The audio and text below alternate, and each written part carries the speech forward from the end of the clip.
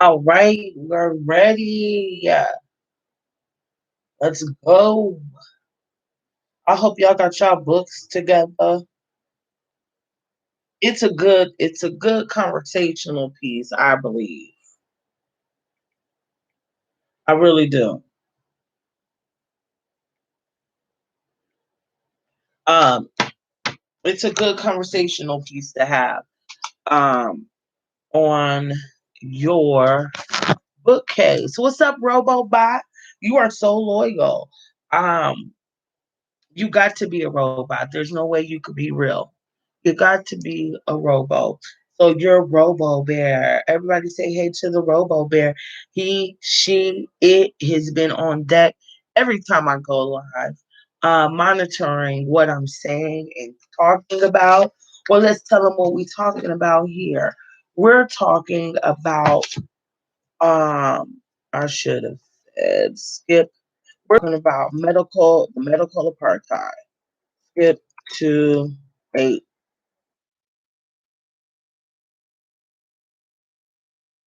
We are reading the medical apartheid. Hopefully, my technical issues is all on deck.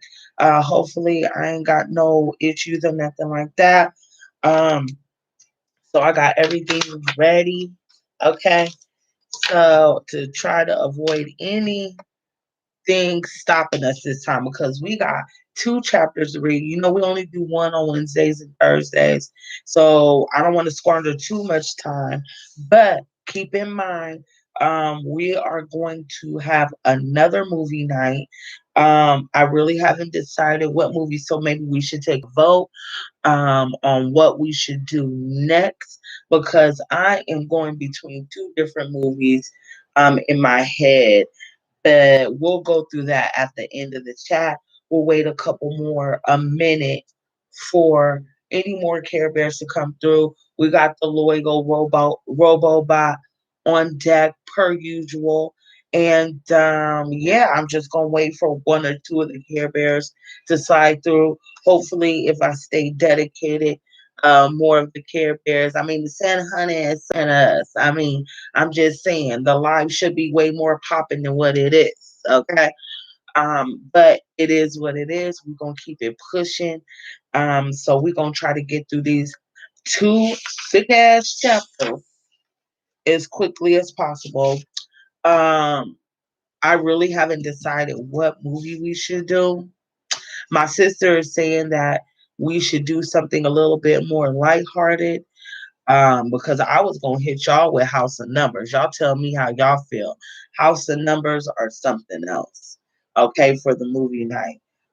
Also, we're gonna incorporate the coldest winter ever by Sister Soldier. You could get this on Amazon for the low. Get it the next day. Luckily, I'm already on deck, so just get up the part. So we're gonna review that book, and also we're gonna just talk about Sister Soldier, her work, and everything that has to do with Sister Soldier. Okay, so without further ado, let's get into the medical apartheid again, and hopefully we can get through these chapters uninterrupted. Okay, so I posted it on the gram. We're talking healthy food, which may not be around much longer, but enjoying it while it's here. So let's get it cracking with the reading, okay? Because hopefully we can get this done. It's 6:39. Hopefully we could get done by 8. That would be great, and we could keep it pushing. Uh, also, I had another announcement. Well, I can't remember. I think it has something to do with a cooking video since I haven't done that in a long time. Um, I'm not sure if I want to because y'all don't be looking at them. I don't know, y'all. A part of me wants to dismantle all of this and start over because I only have Robobot in here. Y'all really only support when it's ratchetry. And I'm just really tired of being Shadow Man. So I might do that as well. So look out for that. I'm straddling the fence. So look out for that in case I do decide to dismantle all this shit, delete all that shit, and start again because this is some motherfucking bullshit. All right, y'all. Okay. So, chapter 2, starting page 53, 52, 53. Okay, let's go.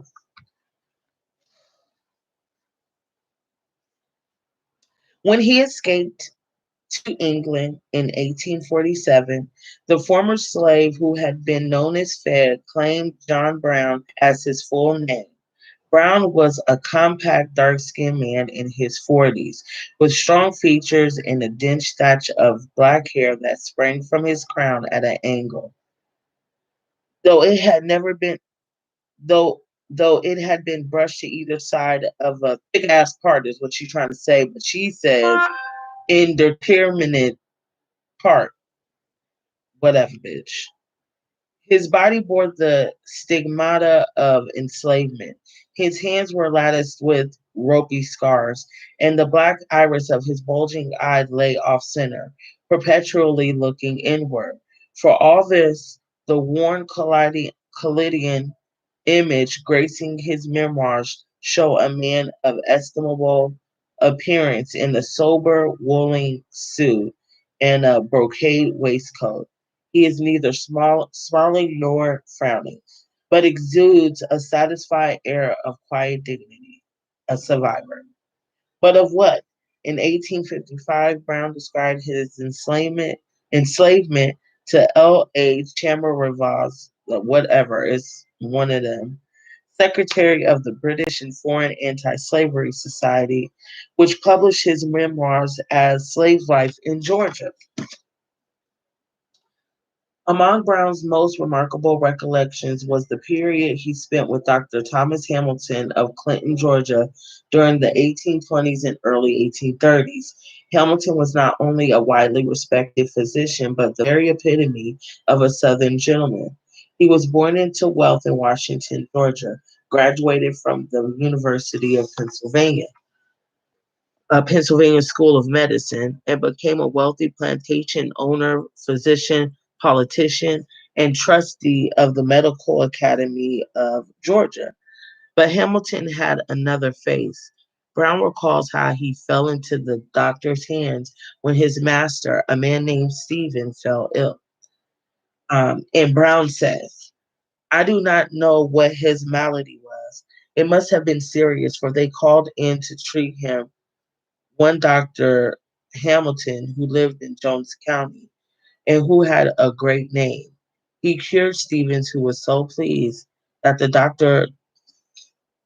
Let me turn this off, y'all. Hold on. What?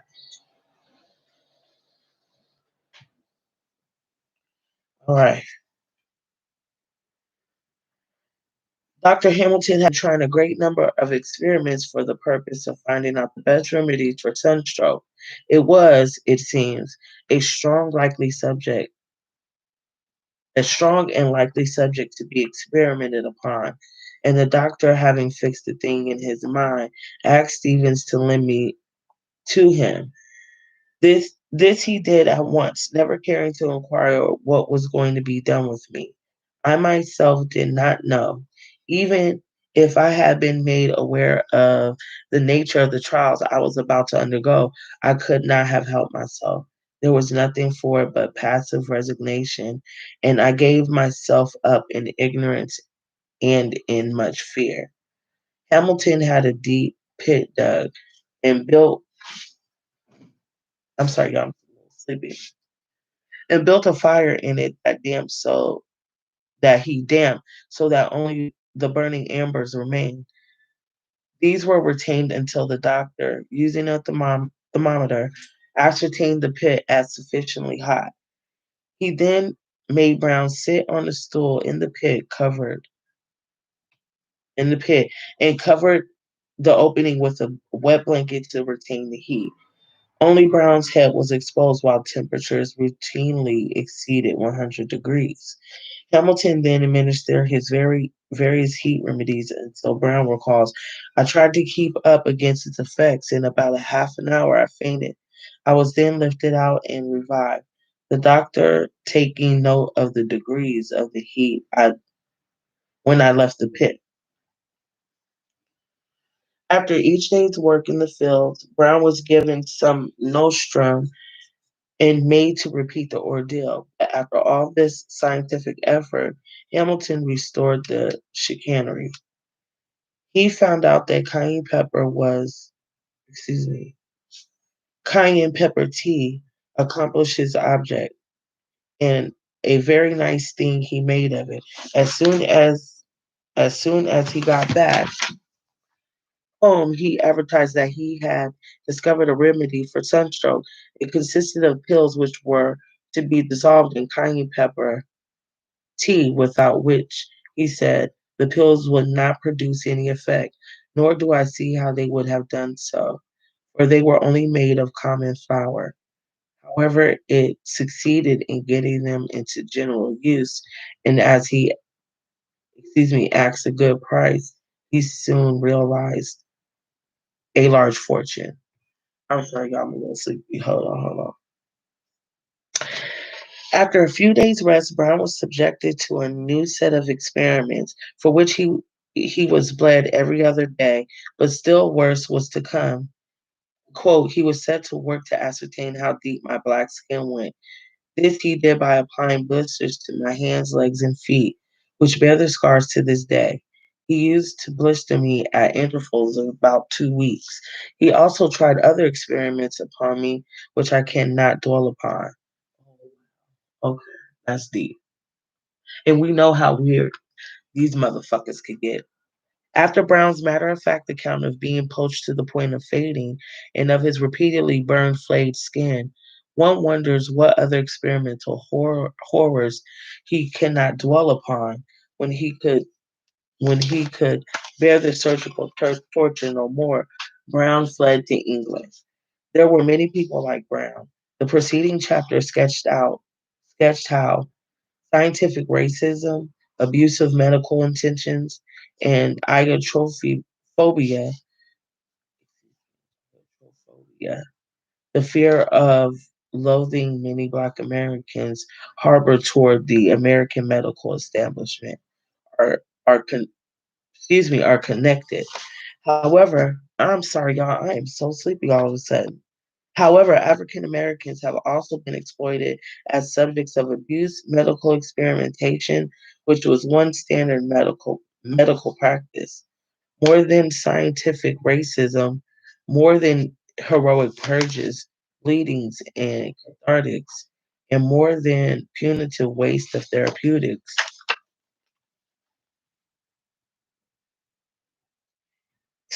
Involuntary medical experimentation was the scientific personification of enslavement.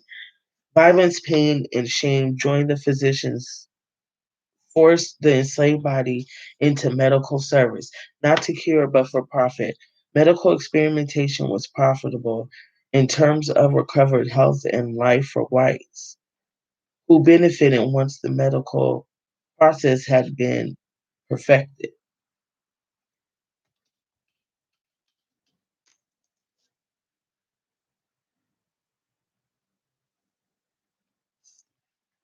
Ooh, sorry, y'all. I gotta get my stuff together. Hold up. First of all, this weirdo is poaching a grown man. Secondly, he's administering burns on him to see how deep his black skin go. Wow, bone deep, boo, bone deep. It's inside my DNA.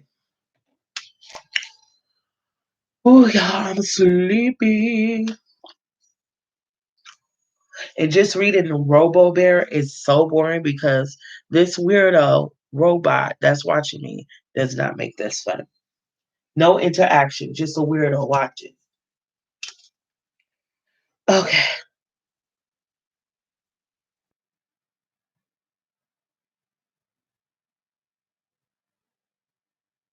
Um, it was also a profitable source of fame and sometimes fortune for physicians.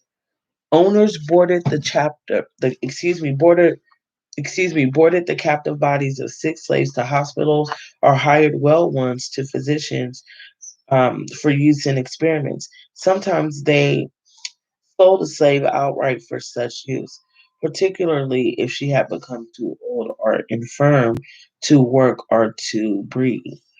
Many slave owners, such as Dr. Hamilton, Dr. Marion Sims, Dr. Nathaniel Boozman, and Dr. Stilwell, were themselves physicians who bought and raised slaves for the express purpose of using them for experimentation. Not only slaves were thus used, but also free persons of color. I'm sorry, y'all. The perilous trial. What constitutes medical experimentation? The word experiment comes from the Latin proposition, example meaning from or out of. To conduct an experiment is to risk success or failure. And when human health and lives hang in the balance, the stakes are high indeed.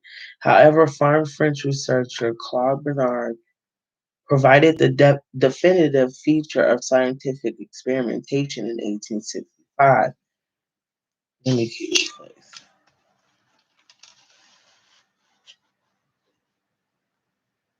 An experiment is an observation induced with the other. I'm so tired. With the object of control. Thus, the researcher conducting an experiment does not simply observe a medical phenomenon. He or she includes a change under strictly controlled conditions, makes observations, and then logically analyzes it. Hold on, y'all gotta stand there for a second. 2 seconds. Oh, shit. I just got off work, y'all, so your girl's a little tired. Okay. I got off work. I went to work, went to the doctor, cleaned the whole house, okay? Got off work, then jumped on here with y'all, deleted some stuff, and I'm just tired. I did a lot today, so use all the crack a lacking and the doze it off while I sleep. Okay, let's do this. Let's do this. Some medical experiments test treatments that may help the experimental subject. These are therapeutic experiments. Other experiments involve non therapeutic tests that are not designed to help the experimental subject. The experimental standards that govern research today. Now, we might just have to do chapter 2 because your girl's getting real sleepy. The experimental standards that govern research today differ considerably from those physicians followed prior to the 20th century. Today, a matrix of legislation protects human subjects, at least in theory. And informed consent is a necessary requirement for most experiments with human beings. Informed consent is not a signed piece of paper, but rather the fluid, continuous process by which the researcher informs the subject in detail of what he or she proposes to do, why it is being proposed, and what possible consequences the experiment carries. Only then does the researcher ask the subject's permission, which must be obtained in writing. Despite a signing of consent, the signing of the consent form, the process had not ended.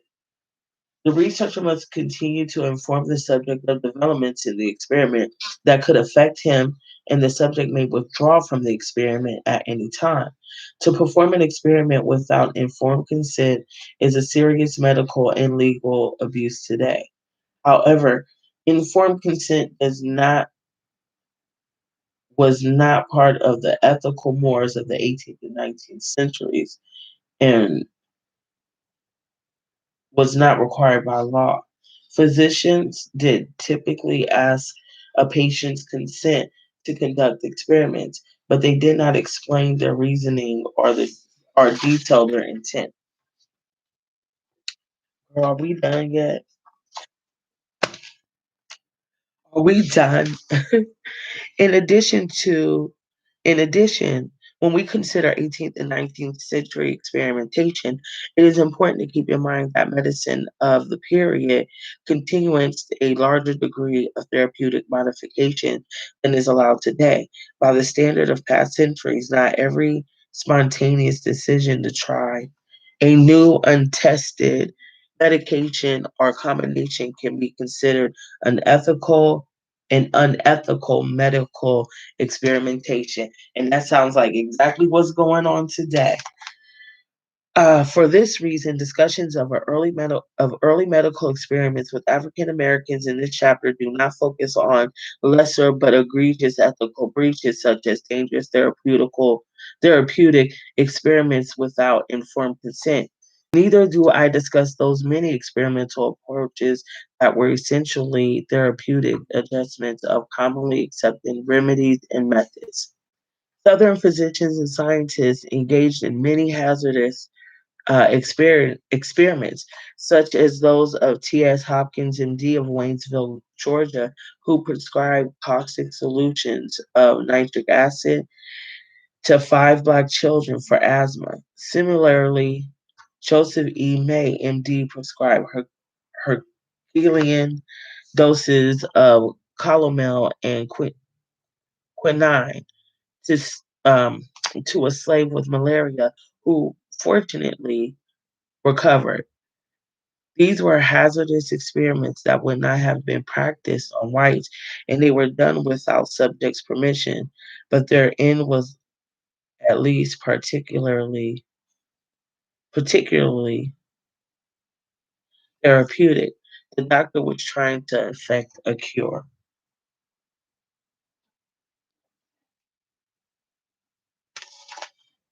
Instead, this chapter offers a few examples of many experiments like those to which Brown was subjected. That is, they were involuntary, painful, dangerous, and either frankly non therapeutic or obviously more harmful than beneficial. The experimental abuse of African Americans was not a cultural anomaly. It simply mirrored the medical arena for the economic, social, and health abuses that the larger society perpetuated against people of color, especially in slaveholding states. No one, white or Black, would have chosen to be a subject of a dangerous experiment, but Blacks were especially wary because, based upon their earlier abusive experiences with Western medicine.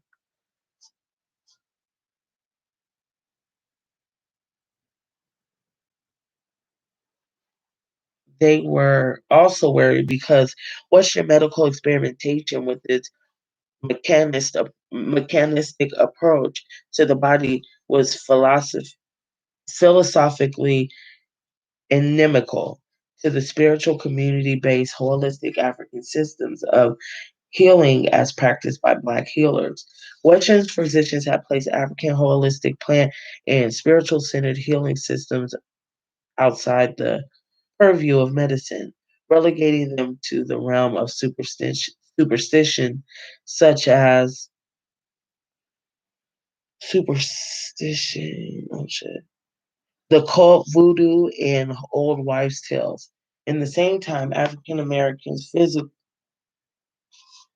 placed the experimentation to which they were subjected outside of accepted modes of medicine and healing. Oral stories and exant writings suggest that many African Americans accepted and even incorporated some Native American and Western healing techniques, but considered invasive medical experimentation a form of medical torture or even medical cannibalism. Gross. Before the early 20th century rise of U.S. hospitals, the U.S. hospital movement, physicians and scientists conducted medical research in slave quarters, backyard shacks they designed as slave hospitals, and clinic wards. No organized bodies coordinated coherent research plans, and some research was utterly spontaneous and unrecorded. Hold on, y'all.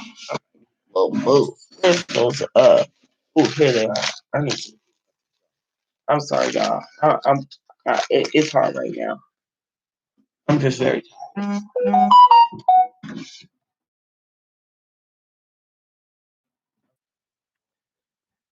I'm tired, y'all.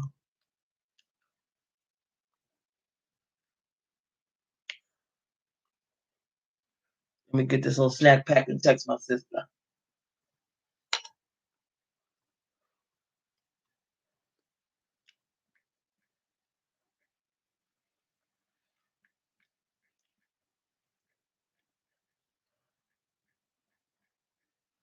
It's like rain on a wedding day.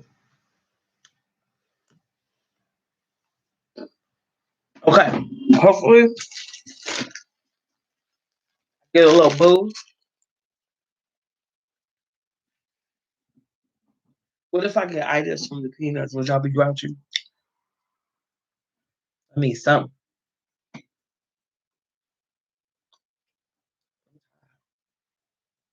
I'm falling asleep and shit. Like, who does that? You can go sleep on the live.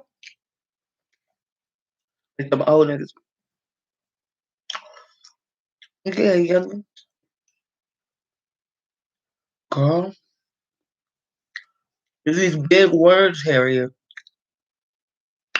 They making me sleepy. Okay. I've been thinking all that. That brought me back a little though, for real. I ain't even gonna lie. That was a good idea, me.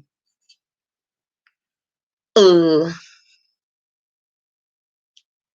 okay, so they designated slave hospitals and clinic wards, no organized bodies or coordinated, coherent research plans, and some research was utterly spontaneous and unrecorded.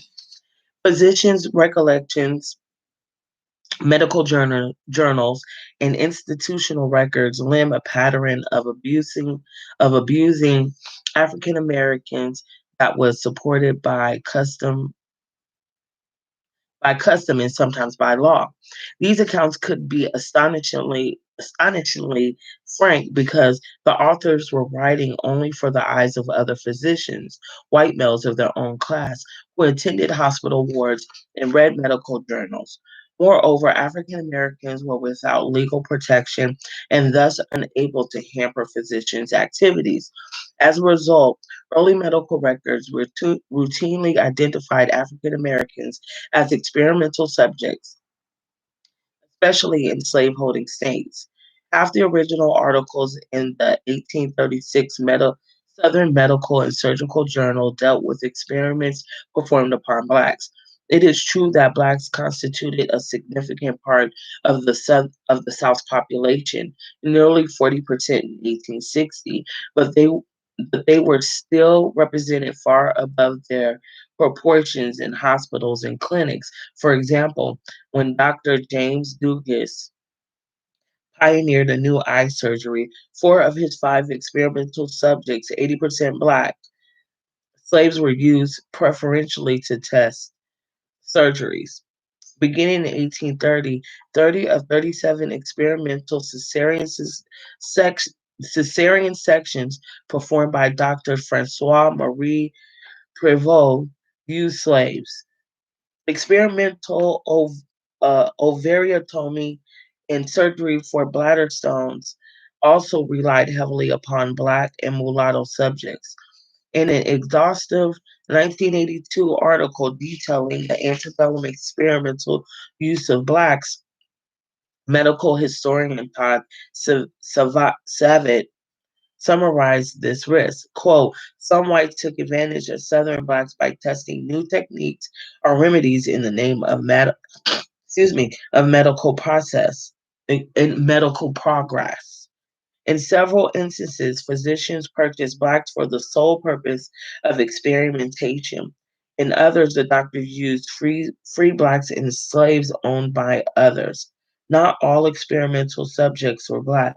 Of course, in northern states where approximately 10% of blacks live, white subjects tended to outnumber black subjects, although blacks were still used out of all proportion to their numbers.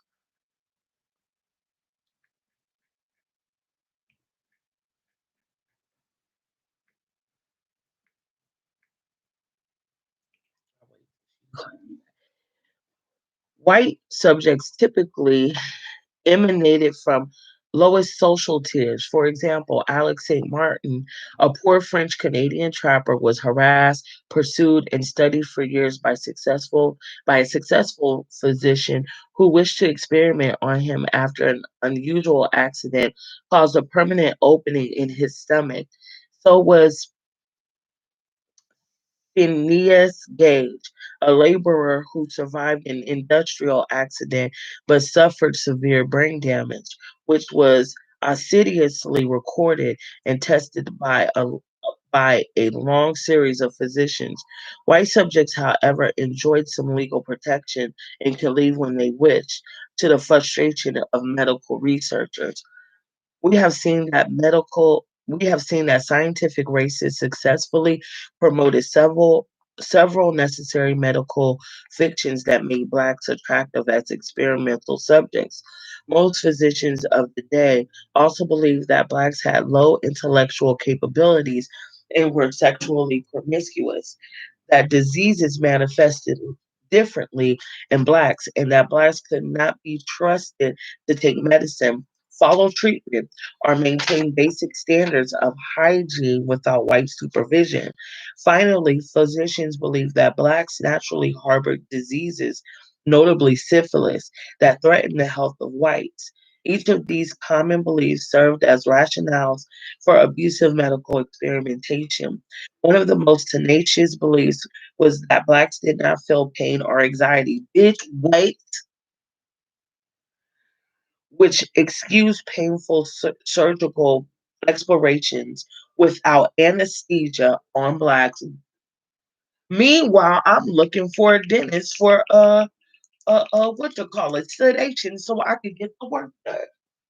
Hear a lot of shit. Dr. Charles White declared that blacks bear surgical operations much better than white people, and what would be the cause of unsupportable pain for white men. Now, I'm gonna just warn y'all, if my sister pull up, I'm gonna have to run downstairs and I'm gonna run right back up, okay? So I just want to give you a heads up.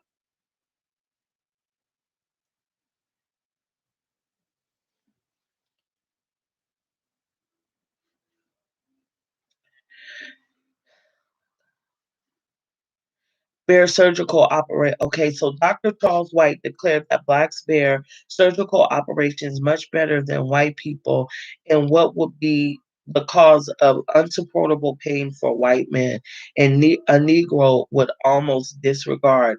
I have amputated the legs of many Negroes who have held the upper part of the limb themselves. And when Kentucky surgeon Ephraim McDowell wrote of the genealogical advances that were achieved by exquisitely painful surgeries, Dr. James Johnson, editor of the London Medical um, Surgical Review, sneered, quote, when we come to reflect that all the women operated upon in Kentucky, except one, were negresses, and that these people will bear anything with nearly, if not quite as much impunity as dogs and rabbits, our wonder is lessened. Oh my God. So they really think that we don't feel no pain. I think that's why they treat black women the way that they do now, because they think we could just take this unbearable stress, unbearable anxiety. You know what I'm saying? And I think that's where that ride or die mentality stems from. Like, we just supposed to take everything a motherfucker throws at us. You know what I'm saying? Abandoning us with children, you know, cheating on us with other bitches. Like, if you want to be a polygamist, by all means, do that. There are mad bitches who are with that shit, okay? But I'm saying, like, just putting you through all this bullshit, and you're supposed to just take it. Like, no, get the fuck out of here. We got feelings too, bitch. Although experimentation with African Americans was the medical norm, especially in the South, some whites were deeply opposed to it. In the late 18th and the early 19th century, abolitionists wrote exposés, and in 1839, Theodore Wright Weld uncovered the cruelty of medical experimentation in American slavery as it is, declaring public opinion will tolerate surgical experiments, operations, and processes performed upon slaves, which it would which it would my neighbors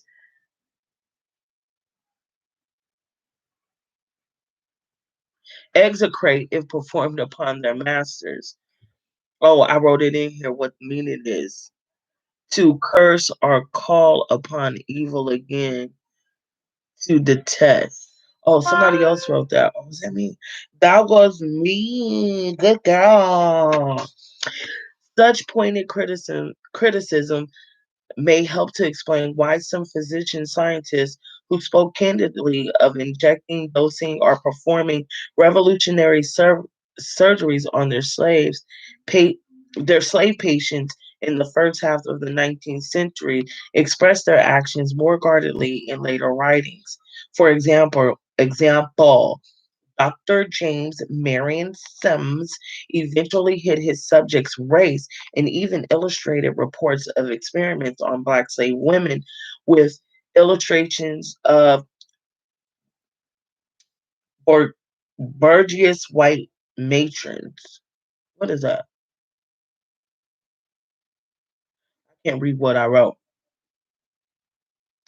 but a particular type of white bitch. I don't know.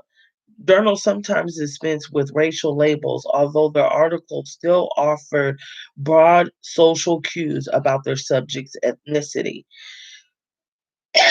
Language was often tortured to disguise the racial nature of hazardous experimentation in the best patrian tradition of his times. Thomas Jefferson was not only a country squire and a leading politician, but also a scientist. Eager to make his mark, Jefferson embarked on enthusiastic adventures in vaccination by gambling with the lives of his slaves.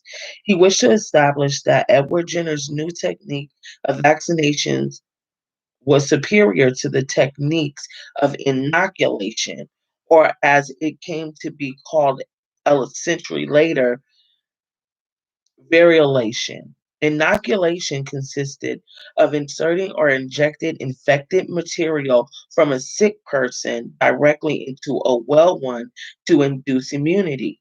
Vaccination, in this era, referred to the process of injecting cowpox to provide immunity to smallpox. As Jenner first described in 1796, Jefferson obtained some cowpox vaccine indirectly from Dr. Benjamin Waterhouse of Boston, but it was known to be of dubious potency. The vaccine had failed to protect the subjects of an earlier trial. Jefferson spent that summer vaccinating 200 of his families and neighbor slaves. Only after they escaped illness did Jefferson inject his white family at Monticello. The vaccinated persons remained well, and the unvaccinated ones fell ill. But this did not convince Jefferson's scientific peers.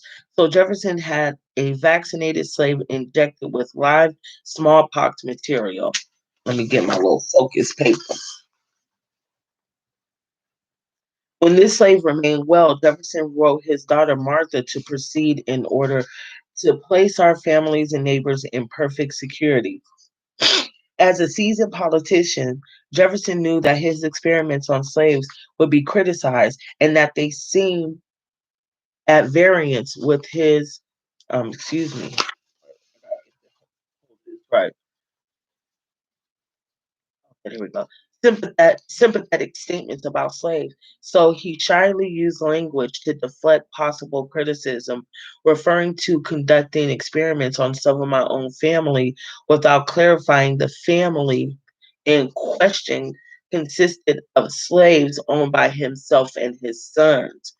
An epidemic of typhoid fever raged in Virginia throughout the, damn, I can't get this straight, summer of 1832, and planters feared that the infected slaves would be unable to work and would endanger whites. Dr. Robert G. Jennings had no cure, but he decided to a hunch test a hunch that smallpox vaccine might protect against typhoid. He administered the vaccine to 30 black slaves, 30 30 blacks, slave and free, choosing them from uninfected family members um, of typhoid patients in order to guarantee they would be exposed. He then withheld the vaccine from other uninfected family members. Jennings reported that those who were vaccinated remained disease free. The unvaccinated became ill. When Jennings then vaccinated blacks suffering from typhoid, let me see if I'm pronouncing that right. I don't want to keep saying it wrong if I ain't saying it. Typhoid. Typhoid. He jubilantly recorded that they recover more quickly. Jennings delivered the investigative coup de grace when he decided to vaccinate 11 of 12 family members, withholding vaccine from the 12. Only the unvaccinated slave fell ill. Mm. This successful experiment on an enslaved population defies all logic because smallpox vaccine is not efficacious against typhoid. One cannot be certain whether serendipity or outright fraud was involved, but the mathematical odds against such results arising by luck are staggering, and no one has ever successfully duplicated Jennings' experiment. Many other experiments on slaves accrue no benefit to the black subject, and white patients were not asked and certainly were not forced to assume these risks. The next decade saw an decade saw an escalation of sadism in experiments on slaves. The 1846 records of Dr. Walter F. Jones of Petersburg, Virginia, reveal that he experimented by pouring boiling water on naked enslaved typhoid pneumonia patients at 4-hour intervals. He described one treatment on a sick 25-year-old enslaved man. The patient was placed on the floor on his face in about 5 gallons of water at a temperature so near the boiling point as to barely allow immersion of the hand, was thrown immediately on the spinal column, which seemed to arouse his sensibility somewhat, as shown by an effort to cry out, "Bitch, oh my God, oh my God." I hope he's in hell and they throwing that shit on him every 2 minutes. Did you hear what that fuckhead just said? He's already sick with pneumonia, already fucked up, and they're taking Do you know how big a 5 gallon bucket is? Watch my gardening video. That's how big a motherfucking gallon goddamn bucket is, and you filling it up with boiling water and splashing it on somebody's back. Fuck their spine column. You splashing it on the back of their skin. And they say we're dangerous. They say we're violent. They say we're fucked up. Jones didn't want Jones didn't reveal what had inspired him to try this remedy, and he offered a rather thin rationale for the treatment, suggesting that it worked by somehow re-establishing the capillary circulation. Duh, bitch, is hot ass water. In June of the same year, John M. B. Hardin, MD of Liberty County, Georgia, Okay, so the reason why I said that, I'm gonna just go back for reestablishing the capillary circulation. And that's just a fancy ass way for making the blood circulate. Okay, and that's all he was doing, dumb motherfucker. Yeah, blood is gonna circulate faster with warm water, especially boiling hot ass water. Okay, so this other fuckhead published an article in the Southern Medical and Surgical Journal that described how he had stripped blood vessels from the limbs. He had how he stripped blood vessels from the limbs of a Negro and of three hogs. Hardin then measured the width of the blood vessels to determine the relative areas of the trunks and branches of the arteries, with the stated intent of furthering anatomical knowledge. But none of these increasingly painful medical intrusions was as infamous as the slave experimentation conducted by James Marion Sims, MD of Alabama.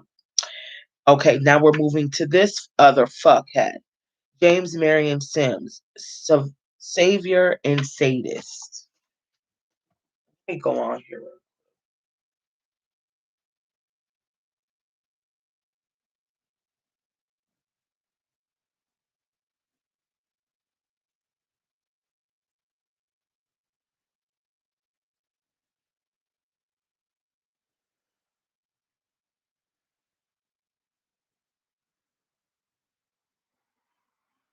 Hold on. You know I got trouble with the Instagram. I don't know what the hell I be doing. That just made me hella motherfucking mad. How come I gotta hit it 3, 4 times to get to the part where so you could go live? That don't make no sense. Like I don't even know why they switched it around like that.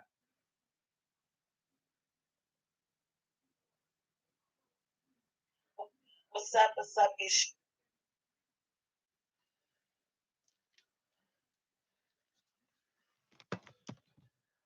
Okay, so we on YouTube. We're smack dab in the middle of chapter 2. And I'm just gonna read this chapter on the gram. And then hopefully this will get y'all over to the YouTube.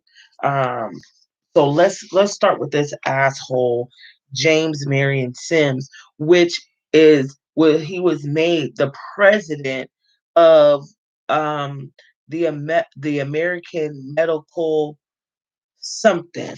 It's in here. We went over that in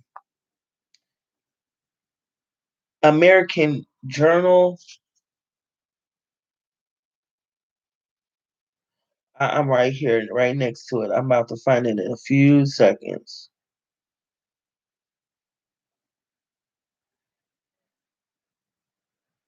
His name is everywhere. He's like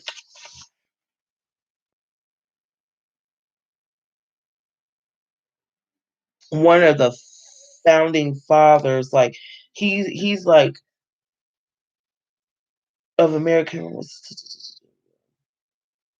of American medical research.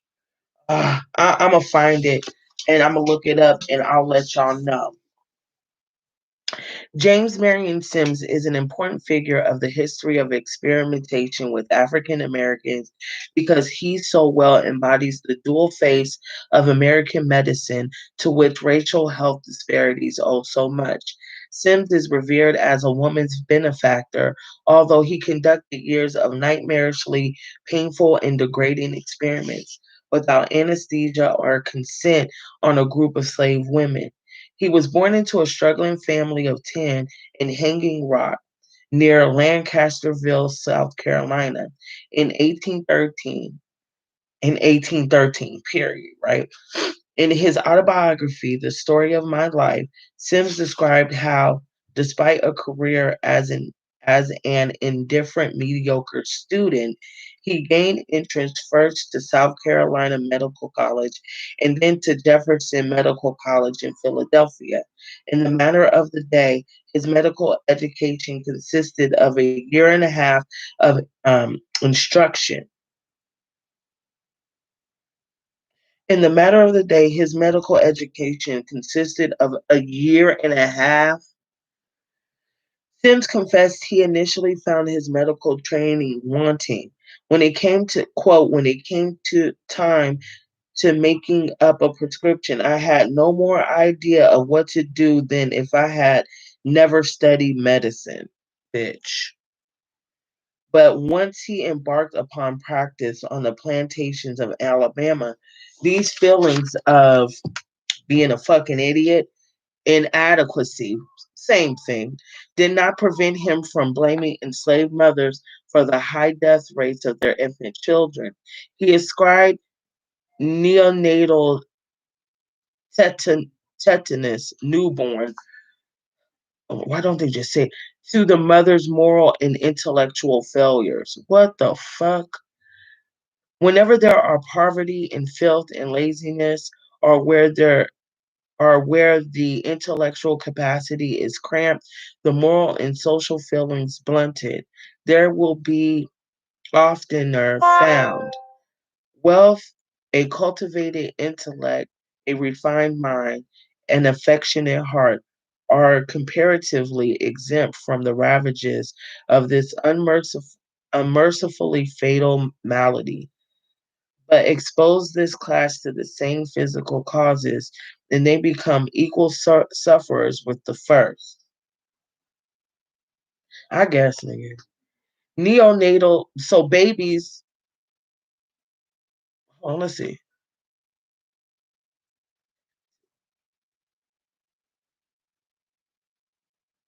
Neonatal tet- tetanus is caused by a bacterial infection with Clostridium tetani, which emanates from animal manure and thrives in wounds such as healing umbilical stumps. Thus, Sims perceived the connection between filth and illness, which was not yet an accepted medical belief, but he blamed the wrong parties. Owners built slave shacks on inferior lands near horse stables and other quarters, and as far as possible from the whites' dwellings. Antebellum doctors disdain for hand washing as well as the midwifery practice of swaddling the umbilical cord with rags, raise risk of infection. But by attributing tetanus to the laziness and weakness of slaves, he deflected attention from the simplest way of removing contagion, relocating and improving swell dwellings. Today, we know the deaths were probably the caregiver's fault. Of course, we know today it's the fucking caregiver's fault because them motherfuckers didn't care.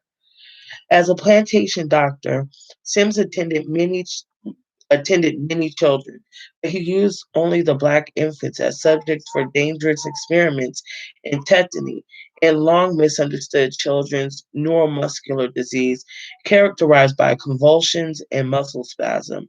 The tetany that epidemic among was epidemic among enslaved children was actually the result of severe calcium, magnesium, and vitamin D deficiency caused by chronic malnutrition. But Sims was erroneously convinced that it was caused by the displacement of skull bones during birth. He took a sick black baby from its mother, made incisions in the scalp, then wielded a cobbler's tool to pry the skull bones into new positions.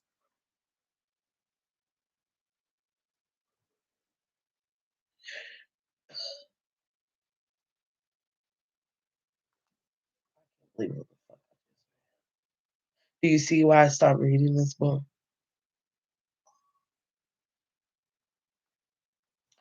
During this time, I would occasionally puncture the scalp over a lam, uh, lambdal dial suture with the point of a crooked awl and pries out the edges of the parietal bones, always with the effect of greatly modifying the rigid floor of the extremities. Sims' attempt to open the skull was based upon a scientific myth that the bones of black infants' skulls, unlike white infants, grew together quickly, leaving the brain no space to grow and develop. This premature closing of the black skull was held to cause low intelligence and perpetual childishness in adult blacks. When the infants died, Sim castigated the sloth and ignorance of their mothers and the black midwives who attended them.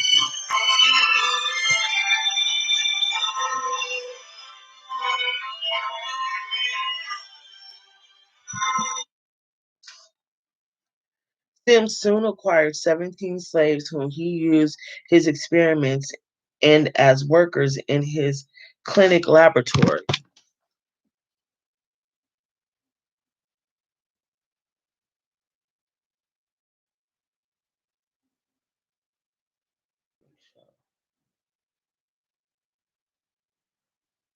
I don't know why he calling me. I don't fuck with you like that. So I'm just saying.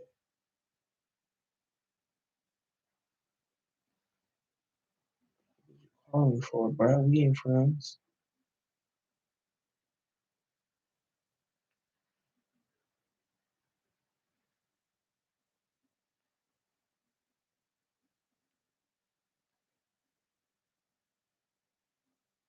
I'm sorry for the pause, y'all. We're gonna get right back to it.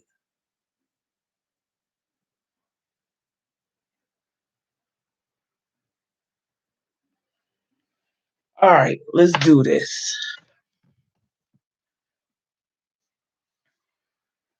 So he acquired 17 slaves who he had used experiments and as workers in his clinic laboratory. The first experiments and as workers in his clinic laboratory. Okay, the first three,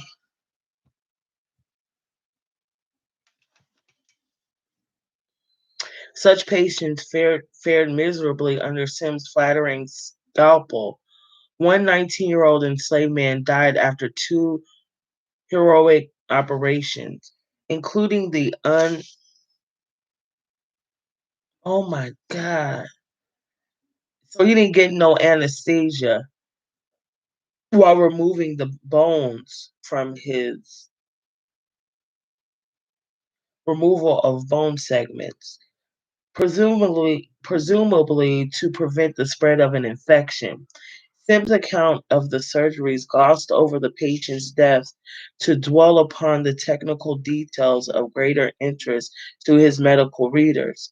Mistakes such as a patient's near suffocation from the sponge that Sims forgot to remove from his mouth after removing a part of his cancerous jaw, and Sims' failure to staunch a patient's bleeding from the oh, carotid carotid artery were also given short shrift.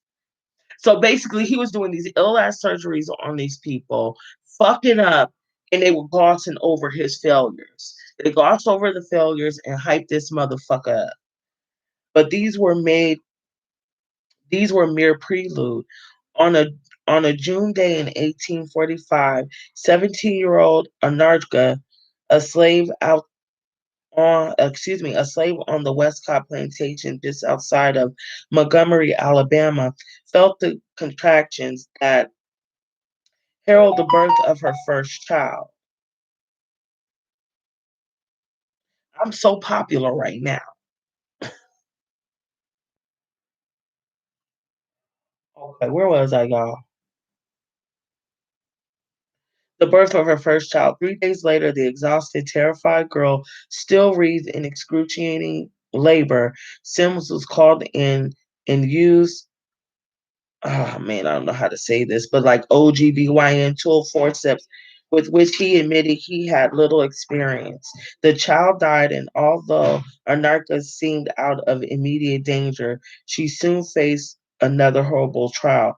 Her torn vagina began, okay, this is where I kind of stopped, eroding, and she was left with openings between the remains of her vagina and her bladder and rectum. She was now incontinent, and the oh my God, and the incessantly flowing urine inflamed her ravaged tissues, triggering pain, recurrent infections, and odors. So he ripped her fucking vagina apart to so much so she couldn't even control her her waist. As terrible as Anarcha's condition was, a certain hyperbole entered Sim's descriptions of it. He compared it to smallpox and stressed its unpleasantness for spectators as well as the fact that it made her unfit for work, a planter's perspective. Anarcha was far from alone in her misery. Her condition, vesical vaginal fistula, afflicted many women, black and white, who suffered difficult childbirth. However, enslaved women had an especially high rate of this complication, despite physicians' tendency to blame the ignorance and obtrusive interference our plantation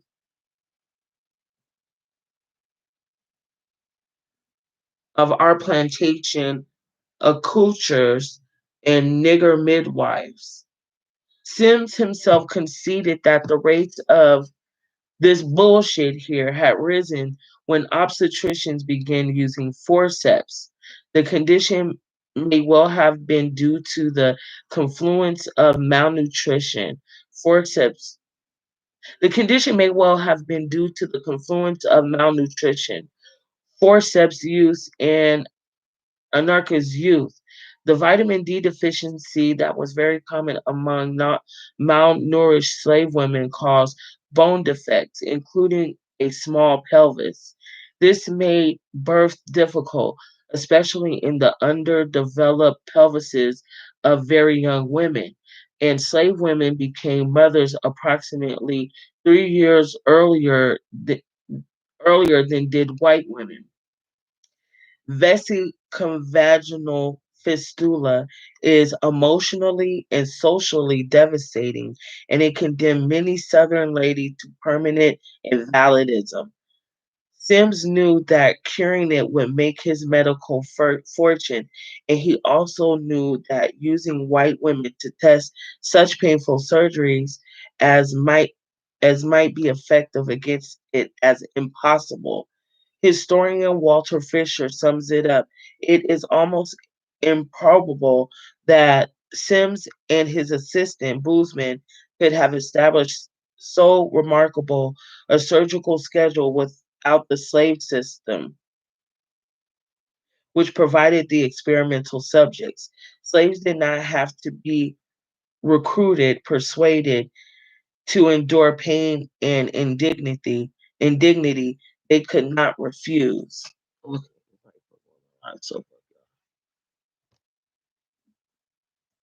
Okay. During the Victorian periods, layers of dress signal sexual oh shit, wait. Sims wait. They could not refuse. Sims acquired a total of 11 women slaves with this issue from their masters by promising to lodge, board, and treat them. And he built a Spartan wooden building where he conducted surgical experiments on them for the next 4 years.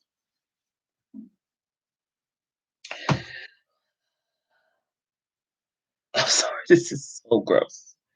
During the Victorian period, layers of dress signaled sexual chastity, and doctors were not in the habit of viewing women's unclothed bodies.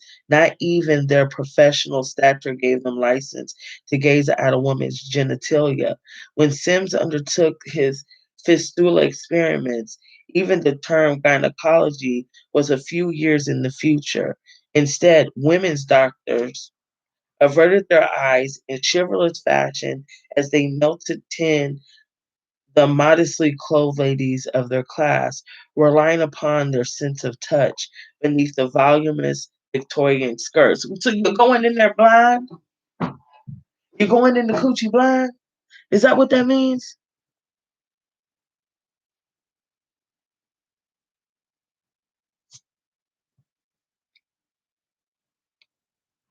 So they was going in there blind, going by what they felt. That's ill. However, Sims working with enslaved blacks was constrained by no such delicacy. He made the women undress completely, then kneel on hands and knees, while he and several physicians took turns inserting special speculums he had devised to opening the woman's vagina fully to view. It must be some kind of pathology that makes me so uncomfortable with. Actually, it was this one whore bitch at the fucking doctor who says, well, you have sex, so we just, I'm like, bitch, I'm not fucking you. So why would I be comfortable with some old bitch looking at my coochie? Oh yeah, she had to pick her motherfucking face up. As a matter of fact, I don't want you in here. Get the fuck out. That's what I said. And that's what I did. Anyway, um, I saw everything as has no man seen before, marveled Sims. Montgomery physicians flocked to Sims' shack to see what no man had never seen before. So so did prominent citizens and local apprentices. That is so fucked up. So you're this woman here, but they didn't consider black women real women because we don't feel no pain. We just magical creatures who don't feel shit, right? And they got us all open and exposed. And onlookers and whoever could come by, they just gazing at it. Just wide, spread wide. And it probably ain't how they do it in present day. They probably had that joint busted open. The surgeries themselves were terribly painful. Not only had Sims Not only had Sims to close the unnatural openings in the ravaged vaginal tissues, he had to make the edges of the openings knit together. He opted to abrade or scarify the edges of the vaginal tears every time he attempted to repair the opening.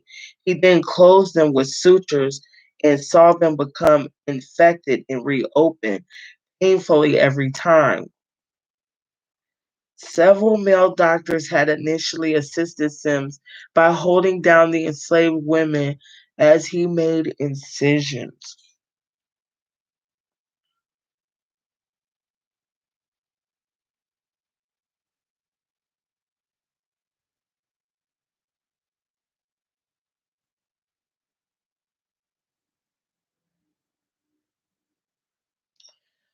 I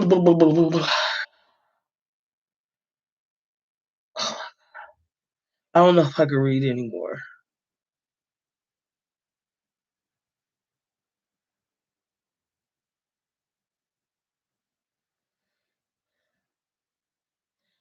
Several male doctors had initially assisted Sims by holding down the enslaved women as he made incisions, but within a year they could bear neither the bone-chilling shrieks of the women nor the lack of progress any longer. The doctors left, leaving the women to take turns restraining one another. Later, Sims recruited Dr. Nathan Boozman as a protege and assistant. Boozman was a recent medical graduate of the University of Louisville and had trained with some of the best surgeons in the region, such as Professor Samuel D. Gross. Yeah, y'all some gross bitches. Medical journals and professional word of mouth had detailed the inhalation of ether as anesthesia since the early 1840s, and Sims knew of this. but he flatly refused to administer anesthesia to the slave women and girls. He claimed that these procedures were not painful enough to justify the trouble and risk attending the administration.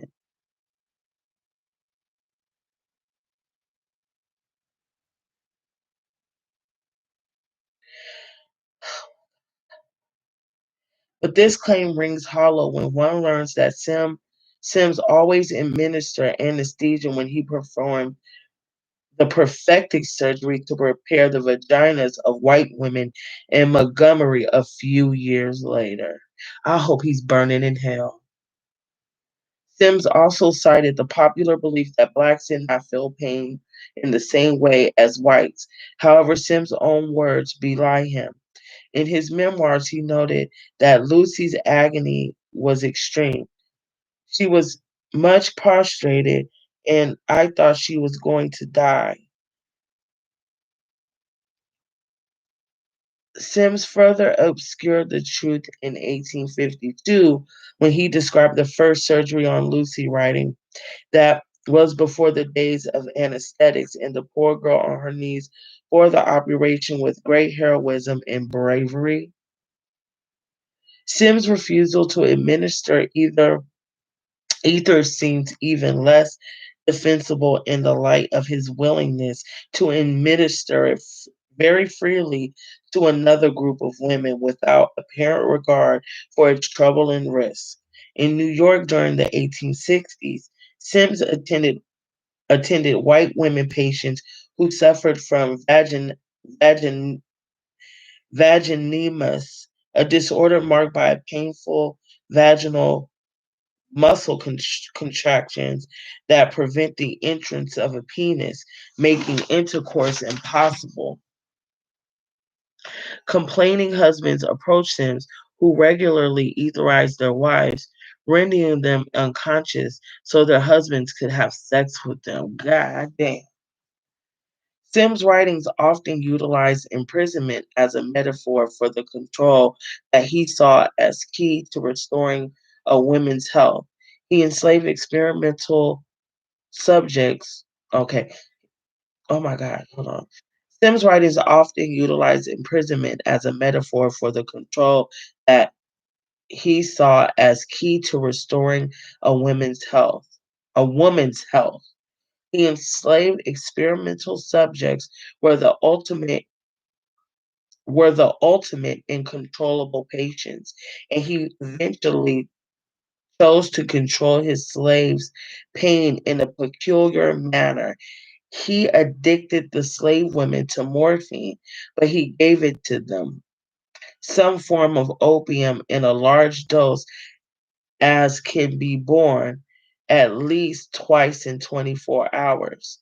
Only after surgery, only after surgery, administering it for several weeks each time. Sims explained that opium calms the nerves, inspires hope, relieves the scalding of the urine, and permitted the patient doomed to a fortnight's horizontal position to pass the time with pleasant dreams and delightful sensations instead of painful forebodings and tolerable sufferings. The morphine did ease recovery, but it did not allay the pain of the procedure itself. So this practice perplexed some of Sin's contemporaries. The most logical explanation is that the practice had more to do with controlling the women's behavior than controlling their pain, because the addiction weakened their will to resist repeated procedures. As mentioned earlier, the medical association between assiduous cleanliness and infection had not yet been drawn, and although Sims was a man of scrupulously clean surgical habits, the constant exposure of the organic sutures to pathogens caused women repeated infections. Sims, however, had serendip- serendip- uh,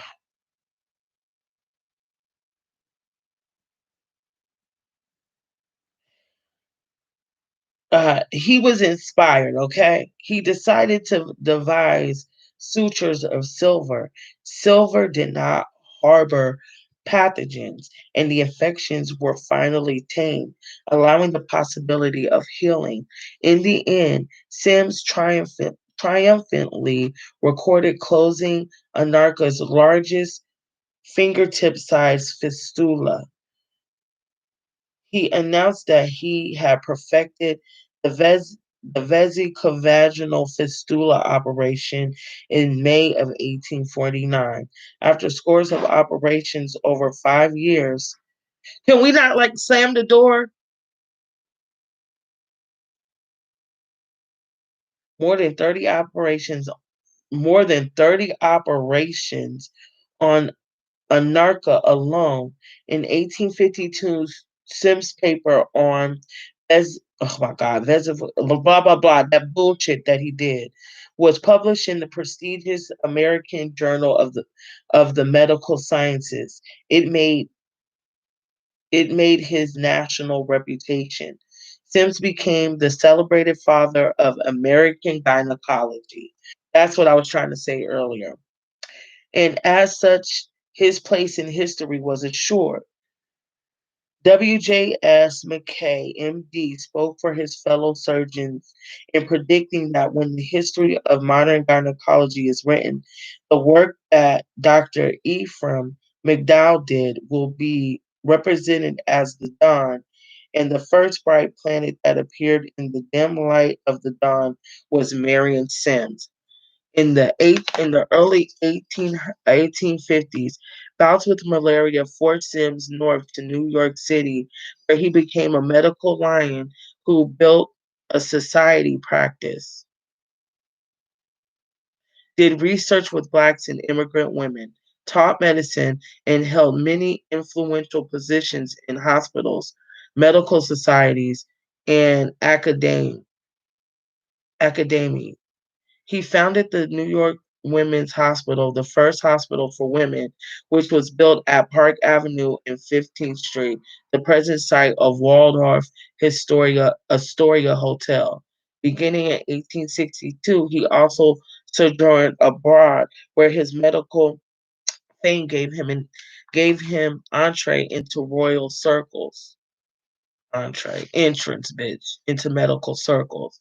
He and his family became the toast of the Second Empire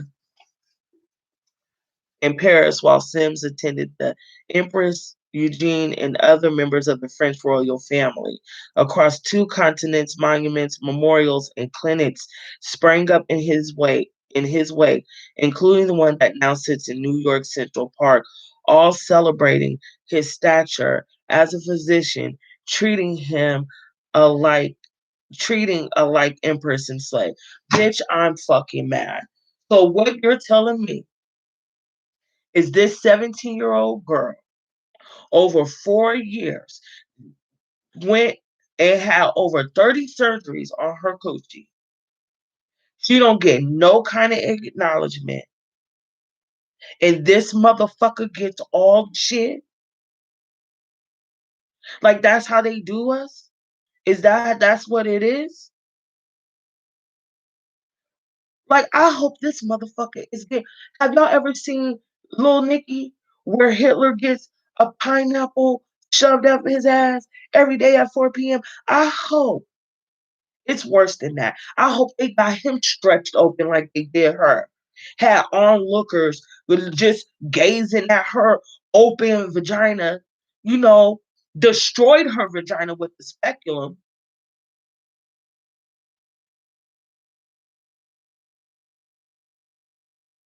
This is a hard ass read, and I'm gonna try to push past this chapter, but this is hard, y'all. And I'm only doing chapter two. I can't. I can't. And we will do chapter three tomorrow. I'll just come through tomorrow, okay? Hey girl, how you doing, Andrea?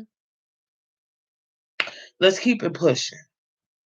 Sims wrote copiously about his work in medical philosophies as well as his life.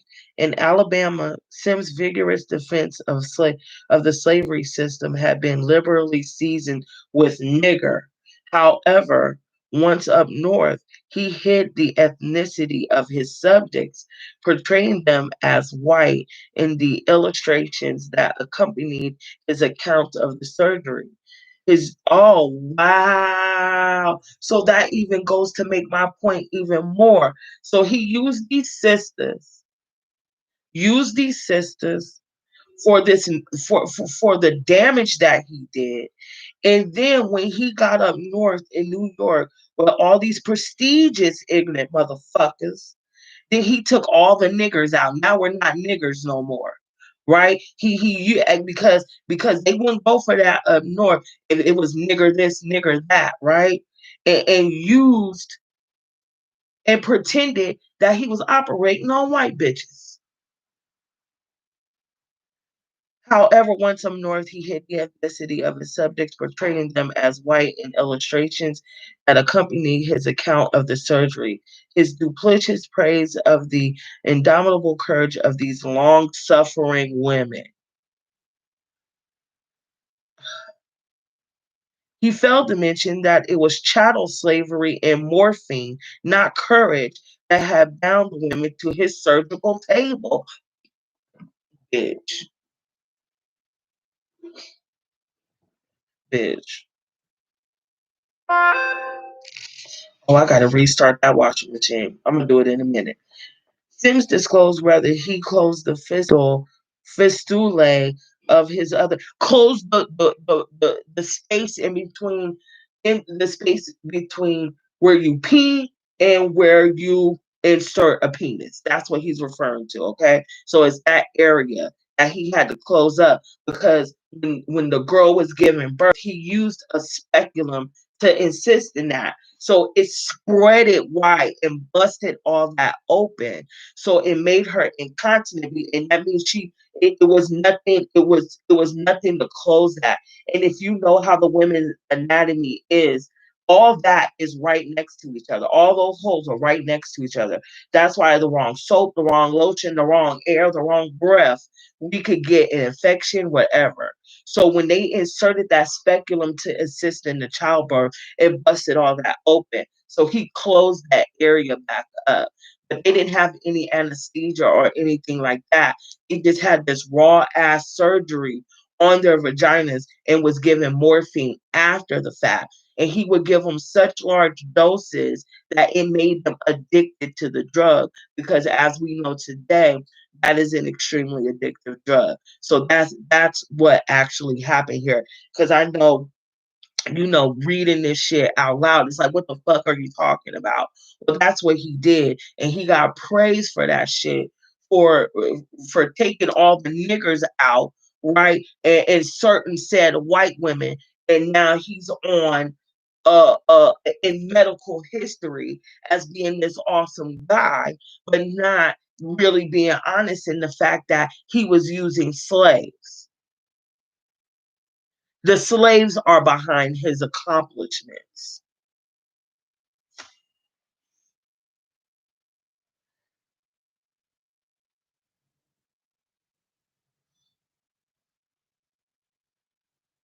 I just got grouchy. Oh man, didn't put my clothes in the dryer. Them shits ain't even done washing. Yo, y'all gotta hold on. Give me 1 minute. I gotta.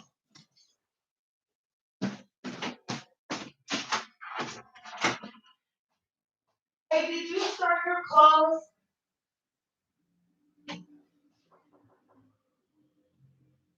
Did start your clothes.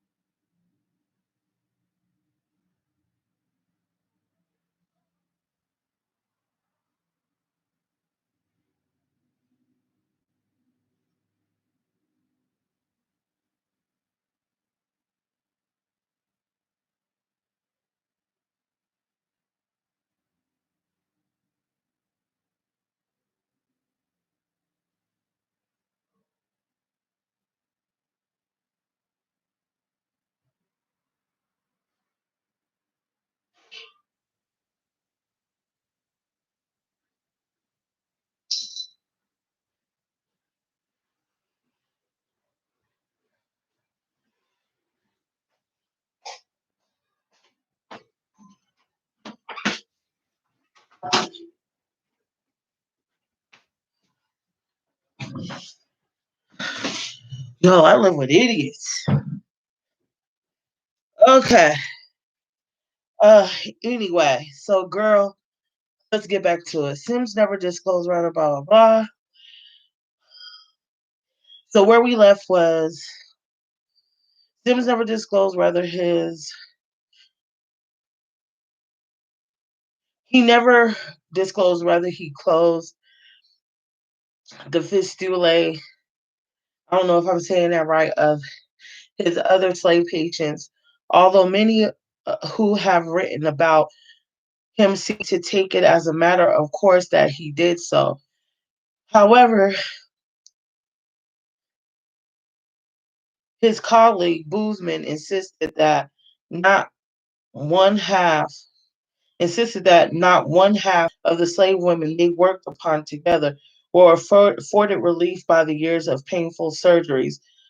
Boozman reported correcting some of the remaining fistulae himself using a surgical innovation of button sutures, a technique he perfected by performing this procedure on other black slave women, Kitty, Dinah, and an unnamed mulatto girl.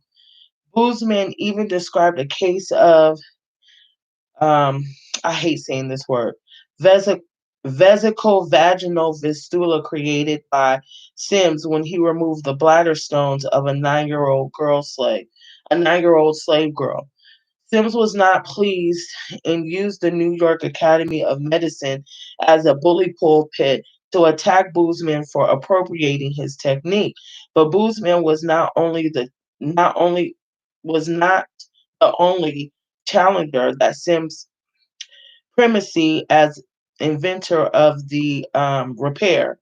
In 1838, 15 years before Sims took up the problem, Virginia surgeon John Peter Mature had devised a similar procedure using lead rather than silver sutures. Mature had operated on 25 women in Prince Edward County, Virginia, a large slaveholding area, but cured only one woman. Mature blamed the slave women for his inability to help them. Speaking of one, he claimed, I believe this case nevertheless could have been cured in the process of time, especially if sexual intercourse could have been prevented, which intercourse I have no doubt defeated several of the operations.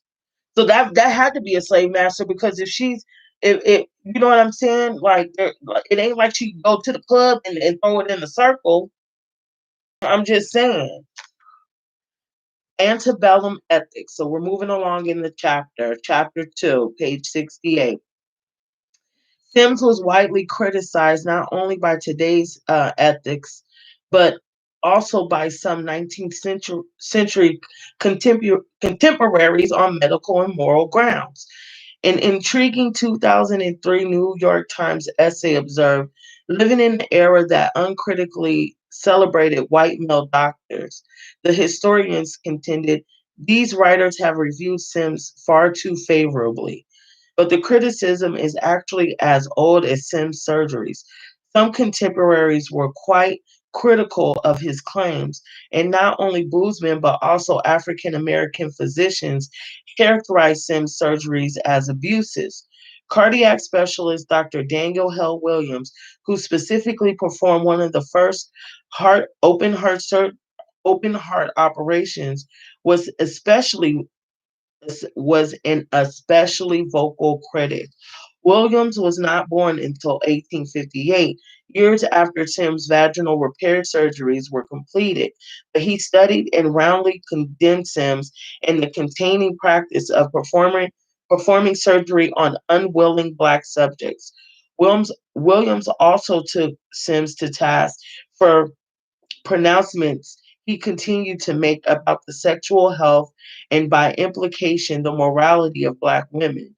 For example, Sims had reported that 60% of Negro women had uterine cancer, a disease that associated with early and frequent sexual contact, or uterine fibroids. Williams demanded proof. Okay, so let me run that back.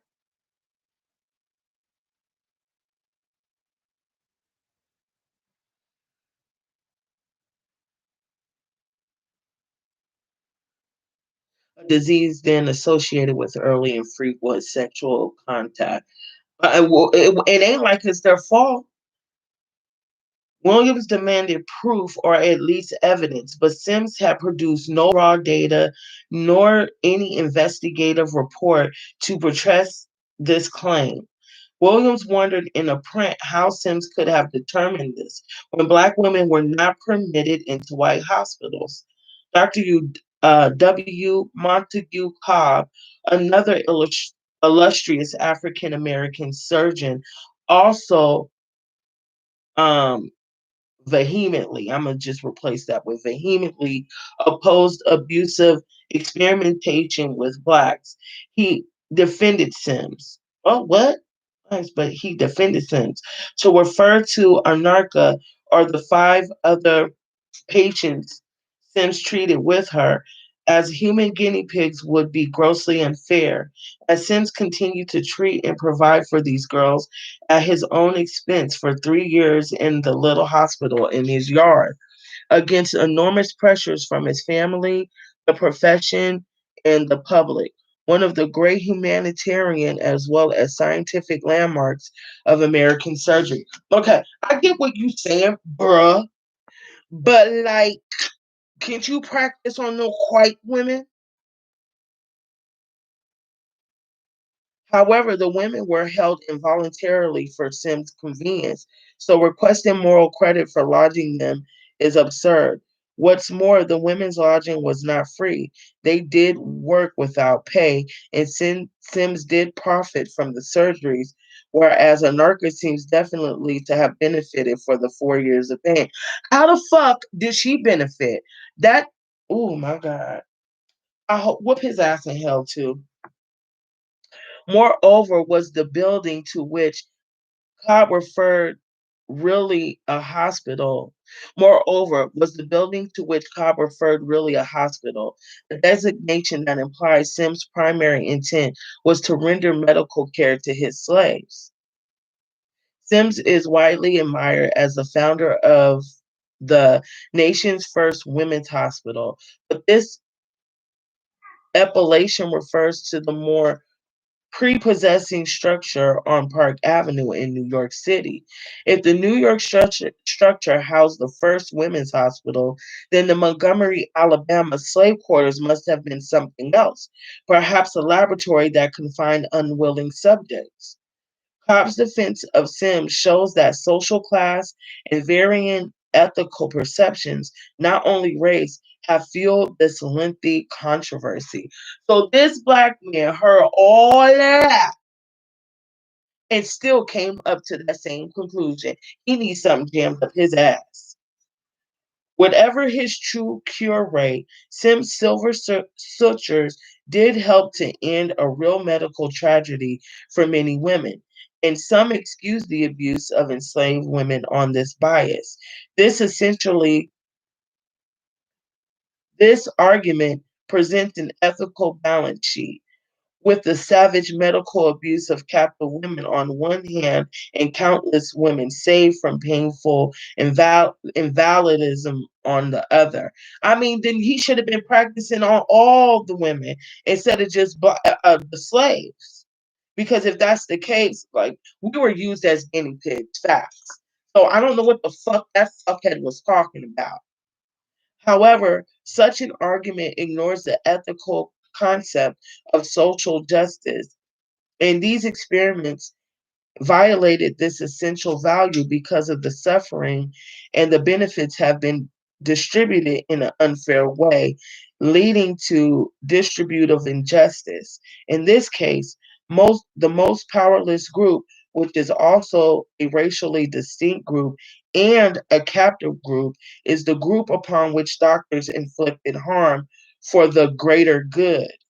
What I just said, another privileged group enjoys the benefits but shares neither the pain nor the risk. Thus, the moral unacceptability is clear. Period. But the dangers of such practice are more shadowy. One danger of violating distributive justice is that this tends to perpetuate social inequities And this is exactly what happens with vesicovaginal fistula. Today, as in the 19th century, the overwhelming majority of women who suffer from this women's issue are poor blacks without access to quality health care. Women in sub-Saharan women in sub-Saharan Africa. They do so because they share the same risk factors as Lucy and Anarcha, whatever. Malnutrition and poor perinatal care. Prenatal, I think, is what they meant to say, but it says perinatal care. And they have little access to surgeons who can repair the fistulas. The beneficiaries of the surgery today are many, but the same sort of women whose misery made the surgery possible are excluded. What I said, she just said it fancy. I said it regular. We saying the same shit. Only enslaved blacks such as Lucy and Anarcha saw the hideous obverse of that coin, and history has silenced them. Whatever his ethical sins, Sim's surgical exploitation of enslaved blacks was a consonant with the medical practice of his time. For black women, forced experimentation was the standard of care. A. Donaldson, Louisiana surgeon named a a Donaldson, Louisiana surgeon named Dr. Francis Marie Prevost used enslaved black women to perfect cesarean sections, a C-section, if you will, performing four such deliveries on them between 1822 and 1831. In 1830, he performed his first C-section on a woman Prevost describes as a fat, colored primipara, meaning a woman giving birth for the first time, with a contracted pelvis.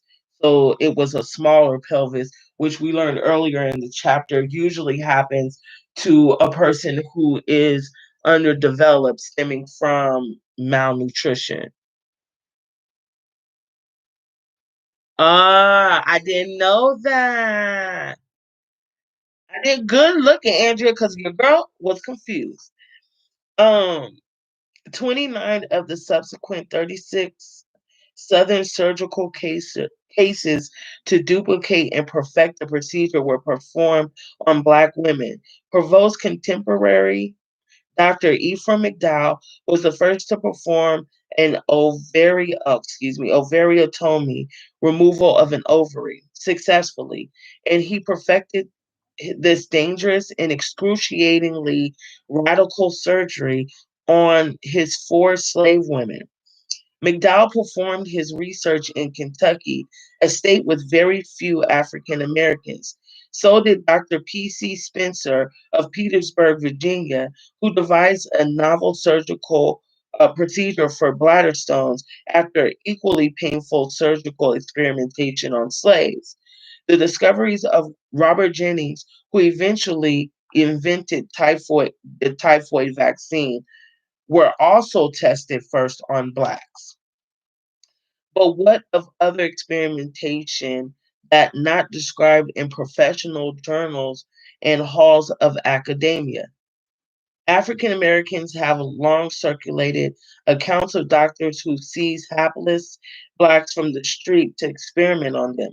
These accounts are usually derided as being paranoid, but consider this incident, originally described in the 19th century textbook on the history of anesthesia.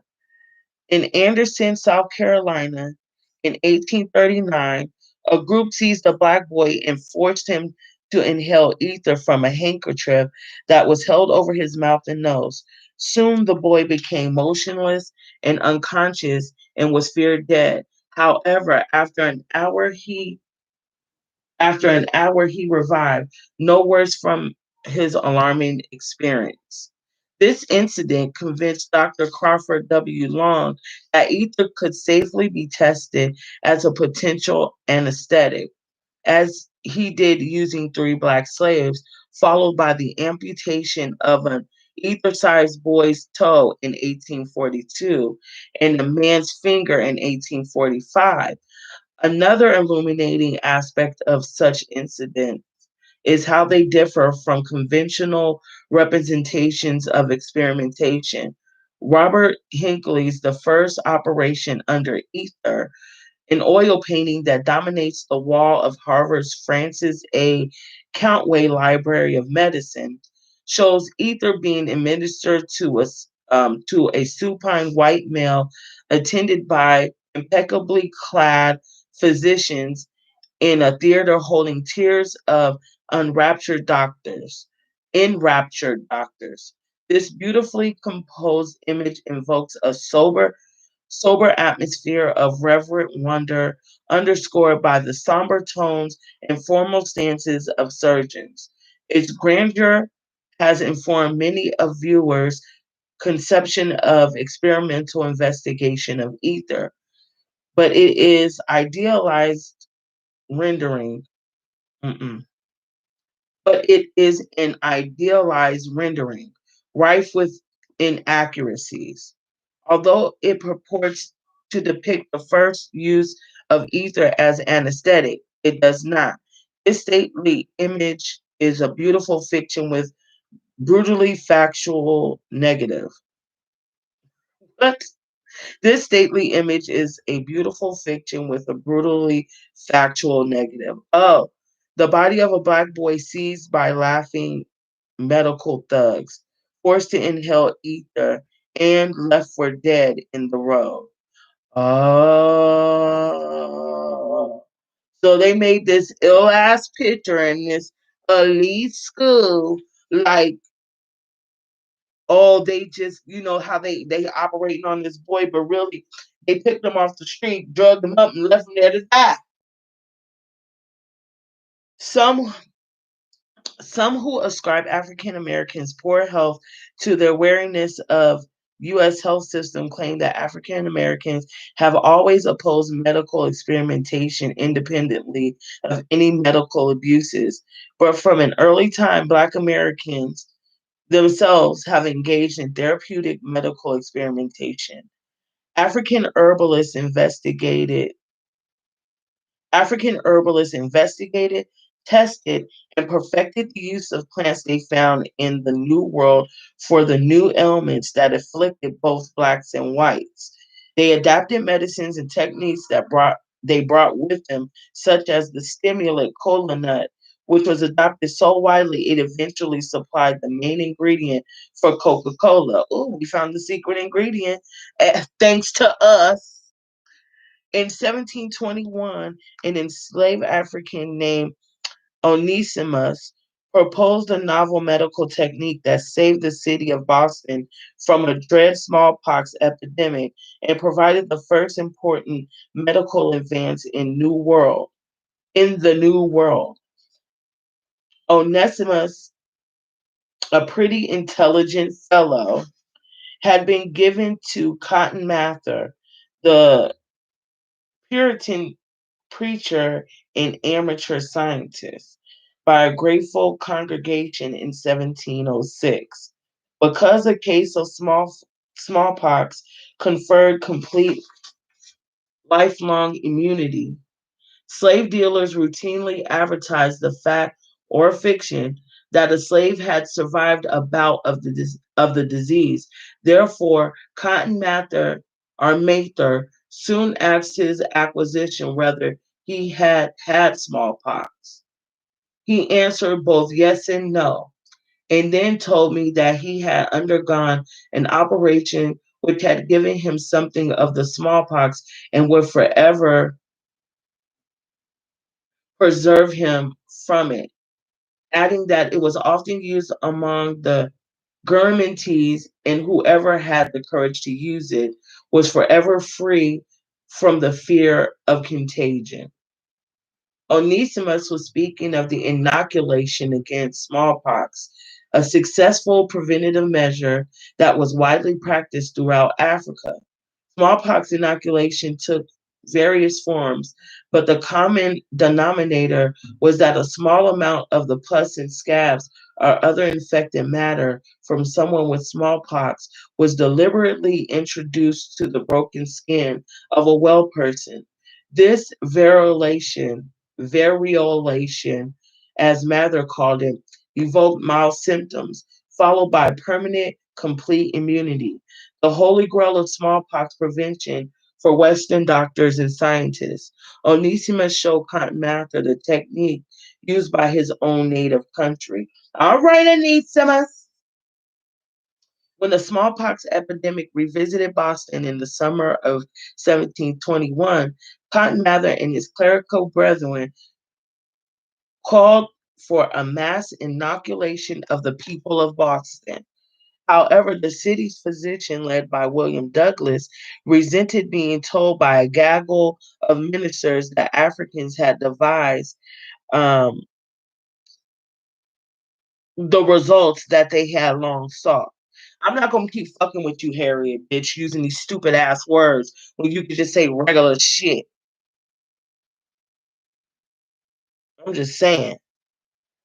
Zabdiel Boyston was the only whose mama named him that. Zabdiel Boylston was the only physician to embrace inoculation, but not before testing it on two black slaves, then 248 more, as well as his own 6-year-old son. Boylston then proved that they had achieved immunity by exposing them to cases of smallpox.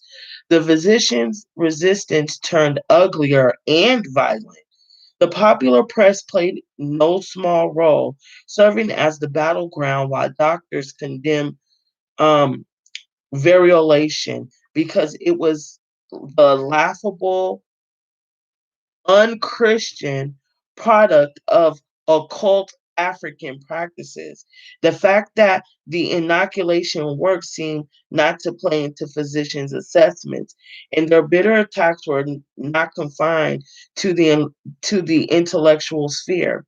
A light grenade, a lighted grenade. Girl, I thought they said a light grenade.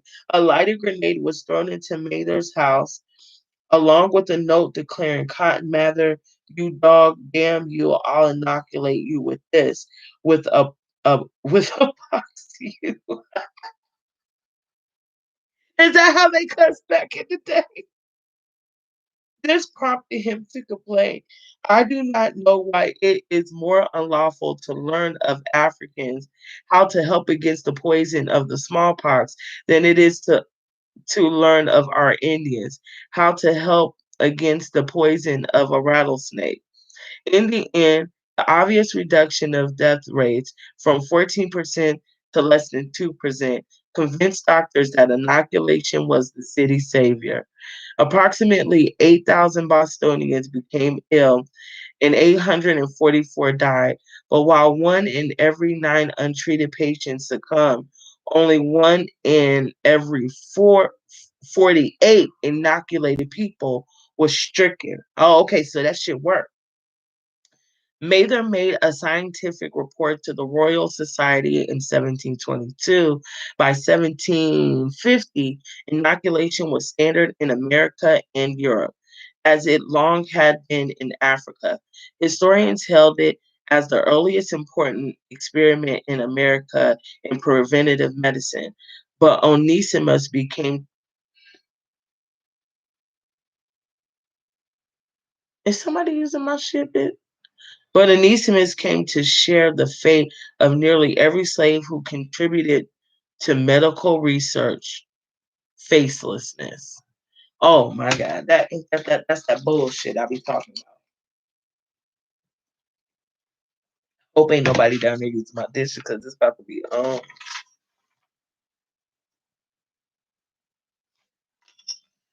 Hold on, y'all. I'm gonna have to check on something right quick. I'll be right back. I gotta sneak downstairs see if these hoes using my shit. Just give me 2 minutes. 2 minutes, y'all. 2 minutes. Up and down.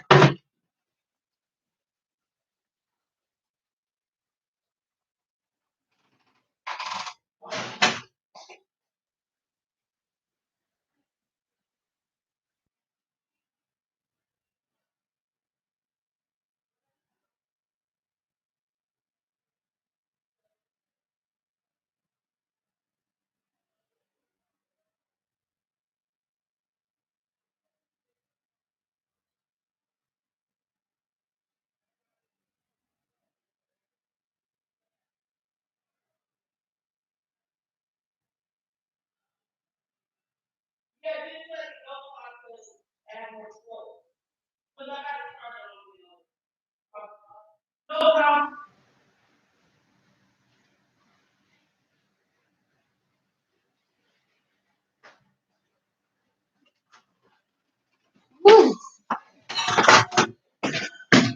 In and out, baby. Sorry, y'all. I had to regulate my house right quick. Who's back? Girl, facelessness. That's where we left off. Done put in all that work and don't get no credit. See, that's what makes me want to do that one movie with Most Def because he's that black guy is the reason behind the open heart surgery. But they gave all the credit to the white dude. Okay, how much pages we got? Oh yeah, we're done. Yeah, it's 8:30, so yeah, I'm gonna have to wrap it up. I hate that our shit got messed up yesterday, but it's cool. Is today Thursday? Uh, well, we'll get prepared for movie night Saturday. I'll announce it tomorrow, and I guess we'll have a vote or something like that. I really need to make another Instagram though. Okay, let's wrap this up. Can we judge 18th century doctors for experimenting on blacks?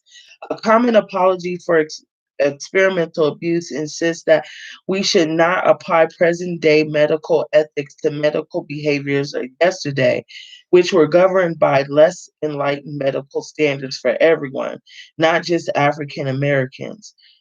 I mean, that sounds cute, but no. I'm judging and I'm side eyeing, bitch. And I'm hoping they all burning in hell. Um, the fuck? Medical standards for not just everyone. However, ethical strictures did govern the behavior of 19th century physicians. Before the mid 20th century, these binding ethical standards were not enforced by federal laws, but consisted of medical oaths, professional codes, and rules governing clinical conduct within medical schools, hospitals, and other institutions. These rules were carefully adhered. These rules were carefully adhered to in cases of white patients, but were routinely broken for African Americans. I bet they was. The harm done to African Americans in such scenarios go far beyond the injuries to the subjects themselves. As African Americans came to learn of the experiments that Sims and his contemporaries conducted, these experiments fed on an inversion to the health system. They also harmed the community of African Americans by strengthening a perception of them as appropriate human fodder for research. Another recurrent ethical issue was raised by researchers' contention that blacks were responsible for their own illnesses. Experimental remedies sought to correct disease caused by blacks' inherent physical flaws. Because remember, I think it was in that chapter, um, the Los Fed movie. Her first husband. A word. The Los Fed movie. I don't know what it's called, but Most Def, he was a scientist and he assisted this other doctor, but he actually was the only one that he was the one that actually fix the baby, and he was the reason why the surgery was successful. And then at the end of the movie, when he was old as dirt and shit, I guess the white doctor had a come to Jesus moment, and his painting got put off in the wall of the medical history, whatever the fuck, in big words that they use. So maybe we should do that. But my sister's like, do something that's not so harsh, because I'm gonna be coming at y'all back to back. We're gonna do House of Numbers. We're gonna do shit like that. So I don't know. I'm gonna figure out what we're gonna do, because I don't want to do something that I'm not interested in. Because what I notice is with the lives, if I'm not actually fully interested in the movie, real shit. What I do like is how me and my sister did it last time, with it playing in the background and y'all could hear the movie. So it's not just so random with me just fast forwarding through it. House of Numbers is about AIDS. So it's about that. And from that movie, I spent 12 hours one day, 8 hours another day, and about 12 hours another day researching all the work that those doctors did. So I put in a lot of research in regard to that, and I have my own opinion about that. So it's going to be a controversial subject, but you can watch the movie House of Numbers on YouTube. So I encourage everybody to watch that movie, because number one is Black History Month. Number two, I need you guys to understand that when you go to those doctors, you have to carry yourself a certain kind of way, because they take into account your blackness, geographically, where you are, your zip code, everything is taken into account when they are running these tests on you. Okay. So that's why I be telling people, like, don't lie about your symptoms, but I would lie about your social status, you know what I'm saying? I would lie about your social status, what you do, who you're with, you know what I'm saying? If you're throwing in a circle with 50, 11 niggas, just tell them niggas you got the same boyfriend. Y'all been together 7 years. You know what I'm saying? Like, don't make it seem like you're loose, because you're gonna be more susceptible to some bullshit. And I would try to stick to the same doctor as well. Don't be bouncing around the shit, especially with a woman and your genitalia and all that.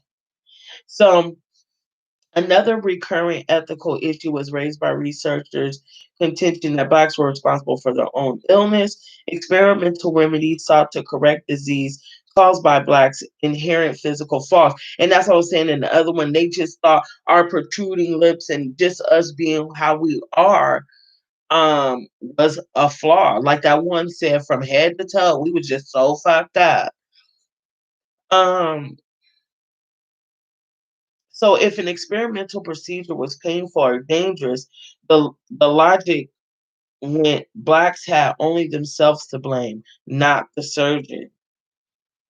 Some, such as Dr. Mature of Virginia, claimed that if Blacks had cooperated more fully, the procedures would have been perfected. Okay, bitch, but you chopping on us with no motherfucking anesthesia, so you could suck my balls. How about that?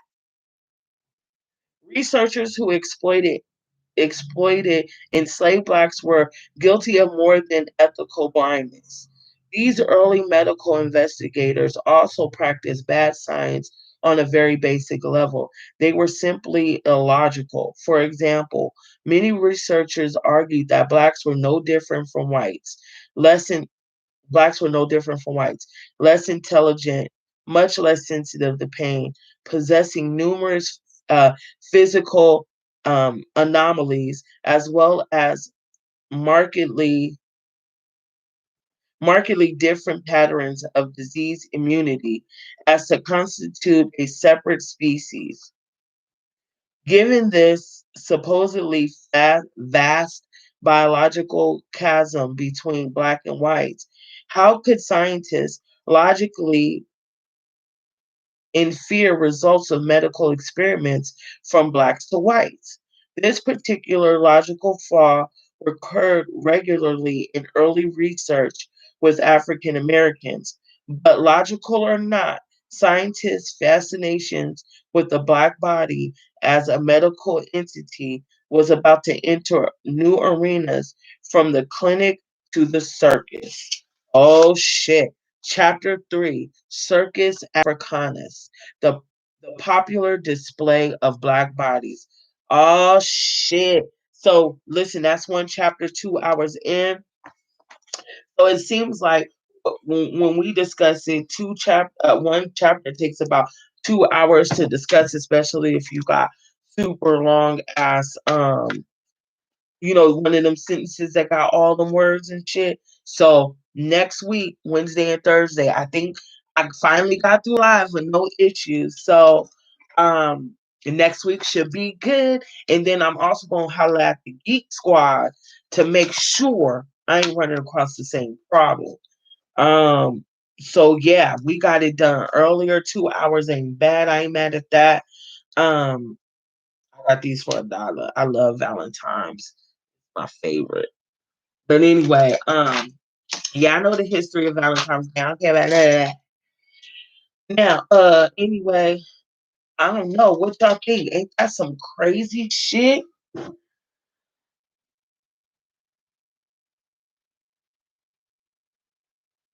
I prefer the white areas, doctors, and having good insurance helps me mostly in black areas. The doctors treat you and talk to you as ignorant trash. I could tell over the phone in their voice. Really, that's really a bad one. That's our opinion. Oh yeah, yeah. Well, you know what? I feel that way for the most part, going to doctors in the suburbs, but that changed my mind in 2020 when the Rona hit, and I went to like a rich bitch hospital. You know what I'm saying? I went to a rich bitch hospital, and he was so thirsty for the coronavirus that I almost died. I told y'all about it on a video. I might add it as a link. My experience with that, because they were so thirsty for coronavirus that they didn't realize that I had sepsis, and I came back home. That motherfucker gave me a Tylenol and sent me home. And I don't know if I got stored up prayers, the ancestors, my mama, my family loving on me, or something kept me here. It kept me here.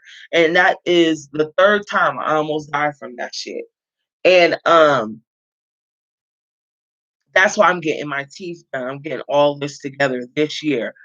And they misdiagnosed me. I ended up going back to the hospital the next morning. I was trying to work through it, but I was throwing up in between calls, and it was just terrible. And I went to the hospital in the hood, and where I had the surgery, but I wasn't thinking of that way. Go to the hospital where you had the surgery, right? I was thinking, okay, coronavirus is happening right now. I got all these symptoms. I'm sweating through my arms. Like I could literally see sweat coming out my arms. Like I soaked up my whole bed. Like it was disgusting how much I was sweating. Like I could wring out my shirt for real. That's how much I was sweating. And they're the ones who figured out what I had. And they kept me overnight. And the next day, I was back in the mix because they put me on the antibiotics. Now, this stupid bitch in the burb so thirsty to get their numbers for this fake ass shit because it's not real, was so thirsty to get their numbers together that I could have fucking died. And guess what they would have put on my shit? The Rona. So no, bitch, not me. Cool. And I was ready to fight in that motherfucker. I had my knife and my mace in my drawer, just in case they were trying to be on some funny shit. Because I didn't have this energy. I didn't have this energy. I don't know if you can see my videos. Like I was super like sick. You know what I'm saying? Not like cough through cold, but like sick. I was unwell. My blood was poisoned. You know what I'm saying? And yeah, bitch, it was bad, and they completely misdiagnosed me, and he didn't give a fuck. He gave me time. I threw them shits on the floor, and the stupid black bitch that was there was just not even thinking. You know what I'm saying? And videos like this, don't get a lot of views, is what I'm starting to learn and realize. And I'm a little bit grateful for that, honestly. Because when I be in my private time, there's only gonna be a certain few who get the shit. You know what I'm saying? So that's why we're reading this. And then especially with the meds, the vaccines that they're trying to push out. I'm trying not to say that word. So just a reminder, we're going to call it meds. So the meds that they're trying to force on people is killing people. Um, I would encourage you to watch um, Dana Ashley. She's a redhead white girl. You know what I'm saying? So then you motherfuckers, I'm not racist, bitch. I just don't play games. But Dana Ashley, she spells it Ashile, I think. But Dana Ashley, she's a redhead white girl. She's on point, and she made a video today breaking it down way better than me. And she went to the. I mean, she was reading the shit straight from the website. She wasn't putting no remixes or twists. This is coming straight from the people and straight from the gov. Straight period. She's reading the shit that they put out about their own shit. So they gotta snitch on themselves. Because they're affiliated with evilness. Those evil people have to they have to announce what they're doing. Have you noticed that? They can't just they can't they when you're part of that satanic type shit, you got to in some shape, form, or fashion. And I might be verbalizing it wrong, but they always have to say what it is that they're doing. They always have to announce their malice intentions. You know what I'm saying? They have to do that to be down with the evil squad. You feel what I'm saying? They have to show. That's why they throw up signs and subliminals and shit like that. They have to do that. It's part of it. You know what I'm saying? So that's what they got to do. So it goes hand in hand. So yeah.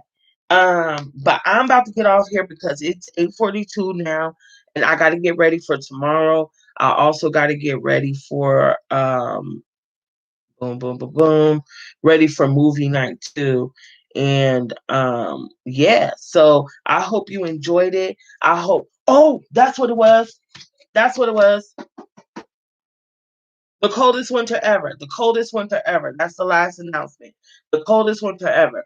We're going to do this on Tuesdays. We're going to do this on Tuesdays, okay? Announcement.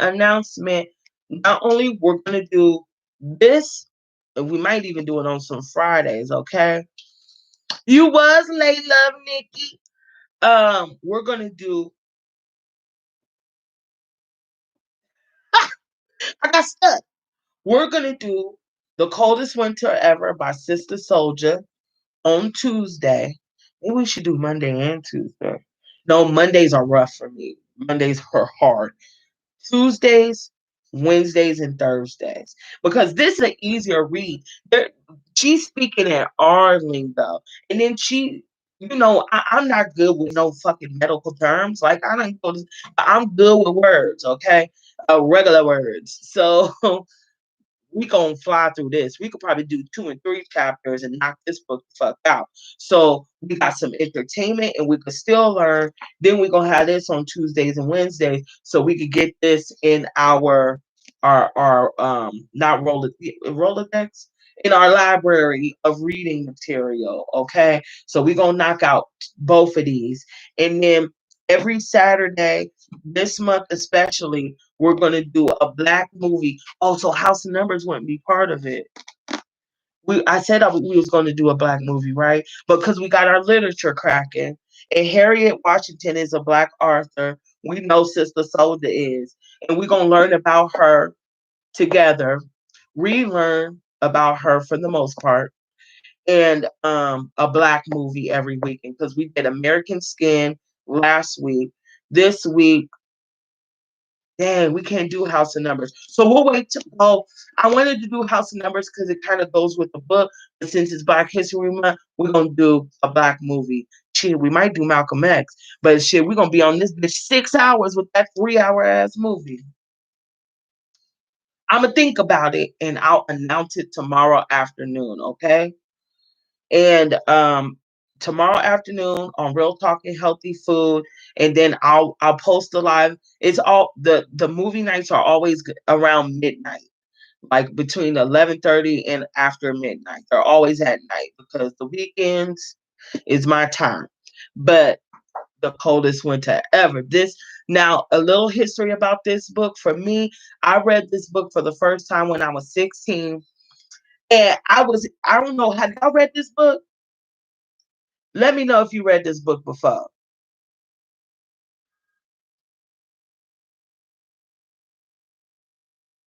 It's cool, love Nikki. You ain't got to worry about being late. Shit, I'm always like, well, please go buy this book. Buy this book. I think the last time I checked, it was like 11.99 online. I had this is old though. This one's hella old. This one, the last time I checked was 11.99. This one might be 11 or 12.99. Her books kind of cost because they're still popping to this day. To this day. So this is a hood classic right here. Okay, this is a hood classic. I read this when I was 16 the first time, and I was hella like Winter. The girl, the star of the book is Winter. I'll read this here. The stunning national bestseller. No, don't they got one of them? What you call it? Oh, here it is. I forgot what you call them. So Ghetto born Winter is the young, wealthy daughter of a prominent Brooklyn drug dealing family. Quick witted, sexy, and business minded. This teenage female hustler knows and loves the streets like the curves of her own body. But when a cold wind blows her life in a direction she never expected, her street smarts and seductive skills are put to the test of a lifetime. So that's what we're going to be reading about. Now, the first time I was like Winter, like, yes, bitch, woo woo woo. In my 20s, I was kind of like, maybe Winter's fucking up. And I was kind of digging Midnight, which all the black girls love him, girl. And now I'm excited to see what my grown woman mind thinks. You know, I done lived life. I done been with drug dealers. Okay. I done seen my niggas go to prison, you know, putting money on the phone, paying for lawyers, you know, niggas getting shot. All the shit that I thought was cute when I was 16 is not cute no more. Okay. So 20 years later, I want to see how I perceive this book because this gonna be interesting. So yeah, I'm excited to read this with y'all. So get this book, because we gonna dig deep. Because Sister Soldier, if you don't know nothing about Sister Soldier, you're gonna learn here. Okay, get this book. It's a great conversational piece. Okay, because they people who are well read are gonna see that book and go, "Damn, you read that?" Some people be like, "Ooh, you read that?" And some people be like, "Oh man, that book was deep." So I never finished it because it's so gruesome, and so that's why I'm reading it here with y'all. So after we finish these, I think real talk and reading sessions is gonna be something that we gonna do for a while, forever. Okay. Because after these two, we're reading Powernomics. I already got books lined up. We're reading Powernomics and The Art of War. Boom. Because I couldn't finish it. I couldn't finish Art of War. You wanna know why? Because it was boring as fuck. That's why. So I don't know how all these people read that shit, but I was bored. So maybe if I read it with y'all, it'll be fun. So yeah, your girl read it. Man, it's a good ass book. The point, because as you change, you know, you change in different decades for me in your life. You know what I'm saying? As I mean, you better be, and if you not, you fucking up. You know, if you have the same mentality as you did when you were 16 and you're about to be 40, you're fucking up for real. Like, you know, I'm like, Effie, I am changing. Maybe we should do Dream Girl. But let me wrap it up before I end up staying on here with y'all forever. So If y'all want to be on deck for I hope y'all pull up. The reading sessions are between 6:30 and 7 o'clock. If I don't pull up till 7, it's because I had to work later. Um, but I try to be on deck at 6:30 in between that time frame. So it's that 30-minute time frame.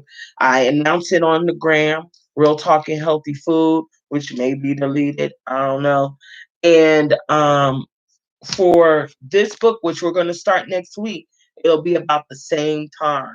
Okay. So between 6:30, 7 o'clock. Okay. 6:30, 7 o'clock.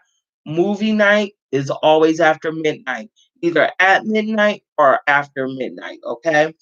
So now we got our times, and maybe y'all could pull up, hit the notification bell. So I don't never say that, but hit the notification bell so you can know when I'm live, so you could be on deck. And there's usually a 10-minute period of time where I make the announcements like this, and then towards the end another 15 minutes that I make announcements. So yeah, I hope I see y'all there. I hope y'all have a good night. Andrea, you are a down ass Care Bear, Robo Bear, the robot bear. You always the first one to show up. So I appreciate your artificial intelligence ass. Um, Love Nikki. Thanks for pulling up, and I appreciate your support. And I hope I see you on the next one. 6:30 and 7. And I hope you pull up on movie night, because I had a superstar pull up on the last movie night, the Radical Latino. So hopefully we'll be collaborating soon, because he is for the people. Go and support him, okay? Go support the Radical Latino. All right. So share if you care, share if you dare, especially if you a Care Bear. Okay. Peace, love, and hair grease and all that jazz. We out, y'all. Peace. Damn, I can't stop it.